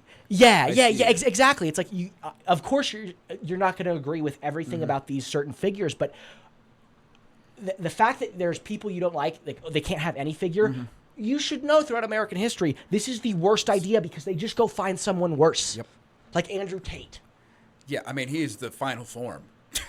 He's so like he's a piece of shit. I want to beat the shit out of him, but he is like a legit he's won like 85 fights in kickboxing. Yeah, he's gonna. He's also human trafficking, raping. Exactly. I hated when I saw a video of his and he was explaining a jab, and I fucking use his explanation, and I'm like, I fucking hate that your explanation. But also, look, I mean, like my opinions on Peterson are like, I think he's gone full on grifter. Yes, 100% full on grifter. But if you take when he's like, hey, look, if you clean up your room. I understand it's a metaphor. Yeah, look, you clean up your room. Remove the political stuff from Peterson. Yeah, it's like you clean up your room, you clean up your house, and then you're in a better mood. Then you go out in the world and you make your community better. And when your community's better, I'm fucking all here for it. Love it. And I'm 100% on your side. It's just when he goes, oh, climate change is a hoax, and then he starts crying. It's like, oh, Jesus. Well, and it's very annoying. But, and also like praying on stage with fucking Russell Brand, who is the king Christian grifter right now. Who was a open atheist for 20 years, and then he gets accused of rape, and he's like, I found Jesus and I'm a Catholic. He's like, I have no opinion on it because it's just too like... It's gross. And I don't like the word salad. The Peters, like when people ask him direct questions, he just like flat out refuses to answer questions directly. One of the things it's I think annoying. So many of these people, like one of the things about Peterson is I'm like, again, my big thing about people you look up to. Oh, I like Jordan Peterson. We're like, oh, well, he says all this. I didn't say I liked everything he's ever said or agree with every statement, but there's aspects of him I find admirable. And we have to be able to have these nuances because if you keep on throwing away these figures, I think people don't understand. Donald Trump is like, I think he's actually one of the people, and don't take this wrong way. I think he's an aberration, too. He's one of the people who I actually want to have a conversation with off camera. Not for, I just want to know who you are when no one's watching, because he is such this polarizing character. Not for like any profound thing, but I just want to know who. Because my guess is he's just kind of like an old dude who probably has some racist or homophobic views that aren't like super ingrained. They're just kind of loosely held. That he kind of grifts around to get like what he wants. I don't think he actually believes in anything. I just think he gleamed on to something he knew he could take advantage of, and I don't think that makes him any better. In some ways, I think it might make him worse. No, I agree in the aggregate, but what I'm saying is like, if you think that this is the worst people men can turn to, it's like some of the things I hear young men turning to now, it's legitimately like borderly like going back in time. It's literally the caricature of what feminists would say. And so there are some feminists who I hear and I disagree with the hell out of, but there was, to their credit, there was one, I think she runs, the Guilty Feminist podcast, and she said this years ago, and she's been saying it, stop demonizing men who don't deserve it, obviously, in this movement, because you're going to have a flip. See, I think, to put a positive thing on this, because I think we both want the same thing. And I think we agree on most stuff. Yeah, we want women to be in servitude till the end of time, right? Why would you want anything else? Come on. So what else are they here for? I think, kind of like what I said earlier, because he's such this... If you take the emotion... Like I've always explained it like this way. If Donald Trump was a character on a TV show, he would be everybody's favorite character. Because That's a really good way to put it. It's fucking insane. Yeah. He is a cartoon character. Now, the fact that it's real life and what he says and does has legitimate consequences. That throws that's in the right now. I don't think that's very good. But when he's gone, the shit he could get away with, most people, and I would say most people on the right too, are not there. They wouldn't be willing to put up with that in any other in any way. I would hope. I hope so. I hope that there is, because also nobody else on the right has that. And look, I understand it to a certain degree, but the fact that he's always been an open slimeball liar, I never saw from the get-go. I'm like, this is the guy? Like, as a person, personally, it's never been like, never been appealing. I understand, like, I don't trust politicians because they say one thing and do another and they're liars. It's like, okay, I get that. But then it's like, but this guy, literally his brand is he's a fucking slime bag. I think I think it was a bit of what I said earlier. It's like, a lot of people are really desperate to believe in something. Yeah. And so they're just, they especially if you're not maybe the most informed person and you're just like, I don't know, man. Like, yeah, I think in order for the Democratic Party to survive, and again, I am a registered independent. Same. And I have only ever voted for Democrats for president, but I've voted for Republicans before in local offices. So it's not like I'm not like a vote blue no matter what, always, and blah, blah, blah. I'm not that. So I'm just looking at this from a political just politically analyzing it. I think that, and I do have to get, Jesus Christ, I do have to get going here soon. Okay, shit. Yeah, we can wrap this up here. I fucking didn't realize it was 5 o'clock, but Oh, shit. I think that I think the Republicans are going to have a real. I mean, this immigration stuff is really going to hurt them. It was the biggest. They had the option, like, when they were like, because for me, I was just like, have a usable border that like people go in and out of, and deport criminals. And then I was like, other than that, and at first it was like, okay, this, and then they're like, we're going to Home Depot. I'm like, yeah, what? See, what I think is, and I guess maybe this has been tried before. I feel like this has been tried before, but I think in order for it to work, and I don't know all the fucking nuances, but it's like you do have to have a border, and it does have to be secured, but that doesn't. Excuse me. I think you have to come at it from three ways. You have to. Well, there are a lot of people here. Well, why are they coming here? Well, a lot of these countries in Central America are overrun by drug cartels, who then sell a lot of drugs to the United States. So maybe the U.S. should rethink its drug policy, and then it can weaken those drug cartels. Like maybe marijuana should be legal, which is their biggest export. Maybe mushrooms should be, at the very least, decriminalized. Maybe we should have different. We should modernize the way we look at drugs in terms of a criminal sense, to not just for the people of our country, but that, and also like not for nothing. Why are all these countries destabilized in the fucking first place? It's kind of our fault in a lot of cases. So you have to, if you don't do something about the stuff the country's doing to fuck up these countries, which is causing a lot of this unrest, you're going to have this perpetual thing anyway. So you have to, that has to be addressed. The border itself has to be secured in some way. If that means a wall, okay. If it means like better patrolling with drones, I don't know what it means, but like, well, because if you don't have a border, you don't have a country. It's like you something does have to be done. So you have to do that. And obviously it's more complicated than that because there's a river, there are environmental things. You can't, like, they're going to tunnel and you have to go through state like this, the eminent domain. There are 100 issues that are involved in there. So I'm not trying to oversimplify. But then you have 10 million people, 15, however many million people who are here. And then within that issue, it's like, well, some people were brought over here illegally when they were 4 years old, and they've been here for 25 years.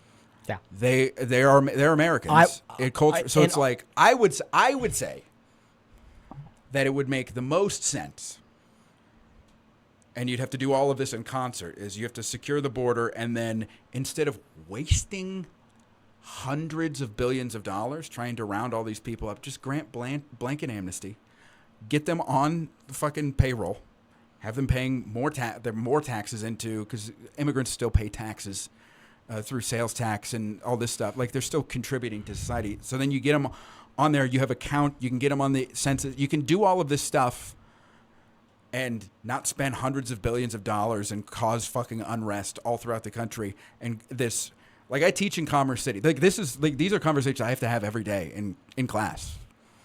Oh shit! Because it's the most Hispanic part of the city. So it's like, it's not as cut and dry as, well, they fucking never should have came here. It's like, I don't want to. And then also it's like our immigration process needs to be you have to do all of it in concert. Otherwise, it's never none like of a it's gonna work. balance, because you obviously need, like, if someone's coming here from a violent Venezuelan gang and committing acts of violence, you should have the ability to get this person out of here. Of course. But, like, that's, like, it's such a small amount of people, which is I think that's a good thing. That means you don't have to deport that many people.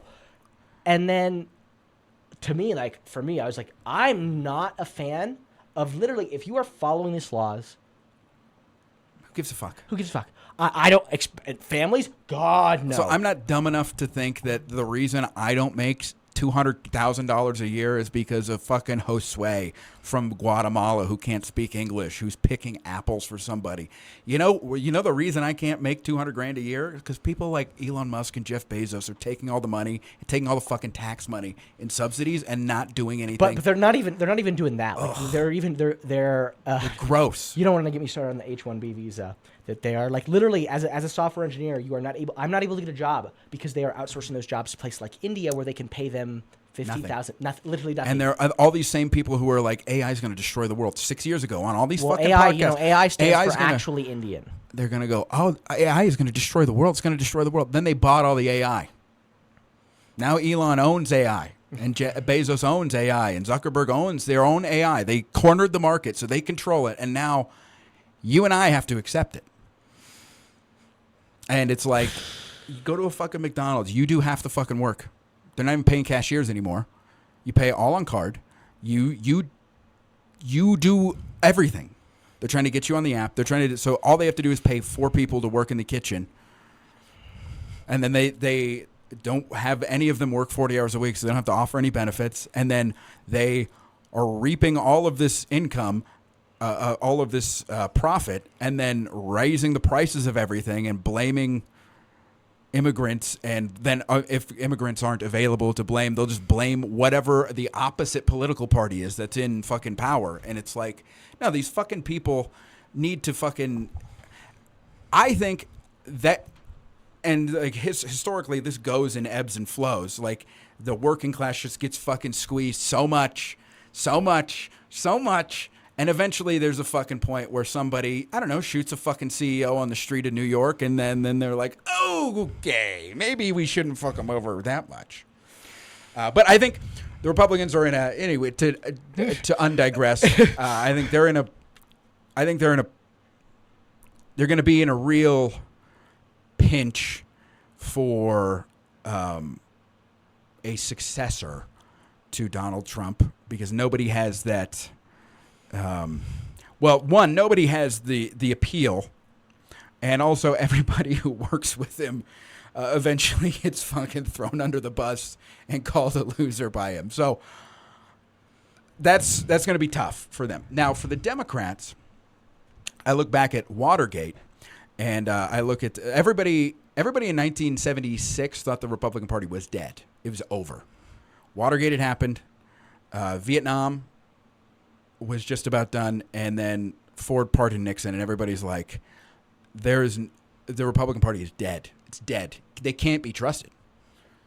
And then Carter has to deal with all the fucking problems that have gathered up over the 70s. And then Reagan comes along and reignites the Republican Party, and his brand of conservatism is the mainstream of all of American politics. Like even modern liberalism. How does that relate to the Democrats, though? Well, how does that relate? So, there's nobody right now. Yeah. They don't have anything. Nobody. AOC, maybe. AOC, maybe. Pete Buttigieg, maybe. Yeah, I mean, that's a stretch. Maybe. Jasmine Crockett, maybe. I don't even know who that is. She's yeah, exactly. She's a representative from Texas. So it's like I think a lot of their leadership in the party itself, I think they're finally aging out and dying, and younger people are taking over. And I think that will, if not by the midterms or even 28, I think within the next 2 major presidential election cycles, I think something will happen. And regardless of what you think of his policies, the fact that they didn't fuck over that Mandani guy, I thought for sure they were going to fucking railroad him like they did Bernie. For sure.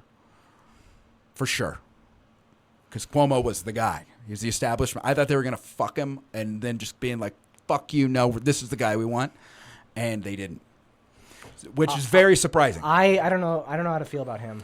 I'm just looking at the way he is he's connecting. Yes, And the fact that he's not 200,000 years old is a real bonus for me. That was nice. It is interesting to see. Like, one, I also don't care because I am. You don't live in New York. I'm thoroughly established in the West, and I have noticed that Easterners tend to not like Colorado. They don't. It's just a different culture.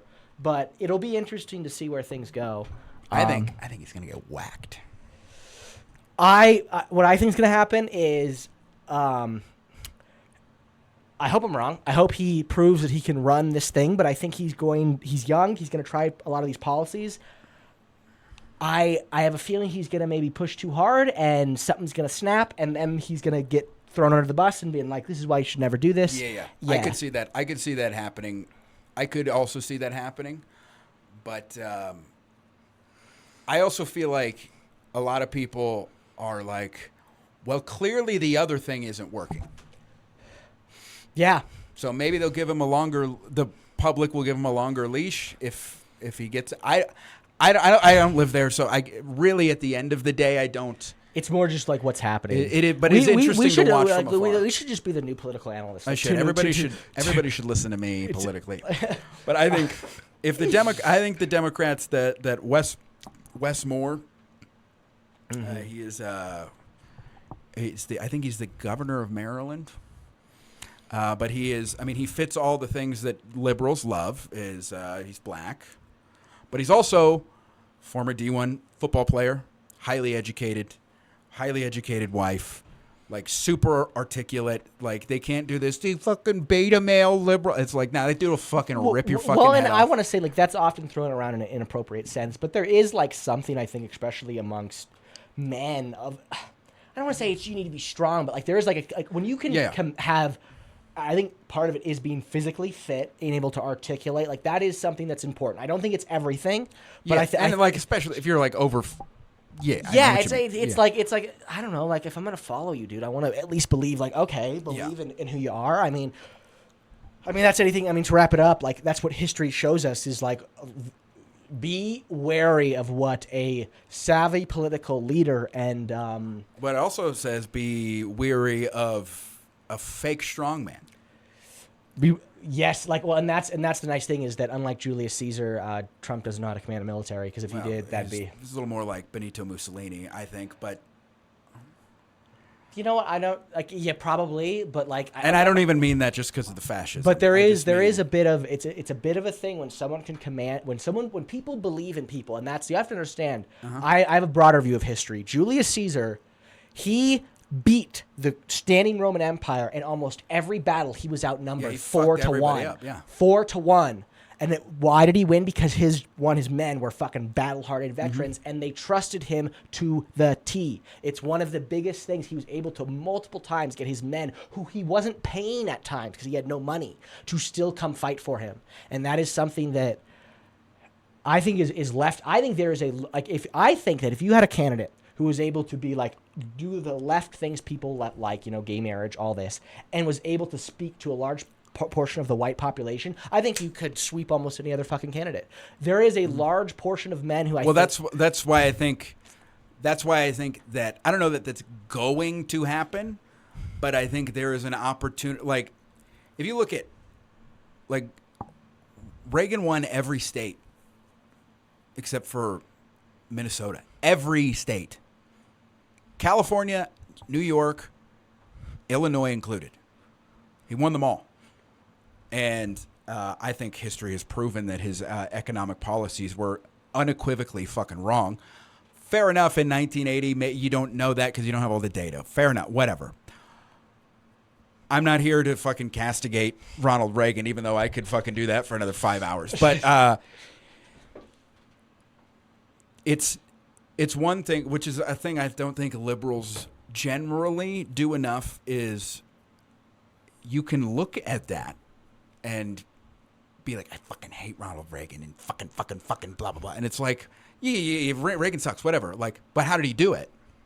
Because you have the chance to do that. And then guess what? If you do that, maybe then more liberal, progressive, modern, however you want to fucking dress up the word, policies can then become the baseline of the next half century, because that's what is in the same way that's what FDR did all the way up until Reagan, and then that's a stark change in the way the American government, the relationship between the population and the federal government. There's a stark difference before FDR and then between FDR and Reagan to now. So I think, and I could be 1,000% wrong, I think we're on the cusp of, it feels like this is kind of like it certainly is the last gasp of the boomers because they're all dying out.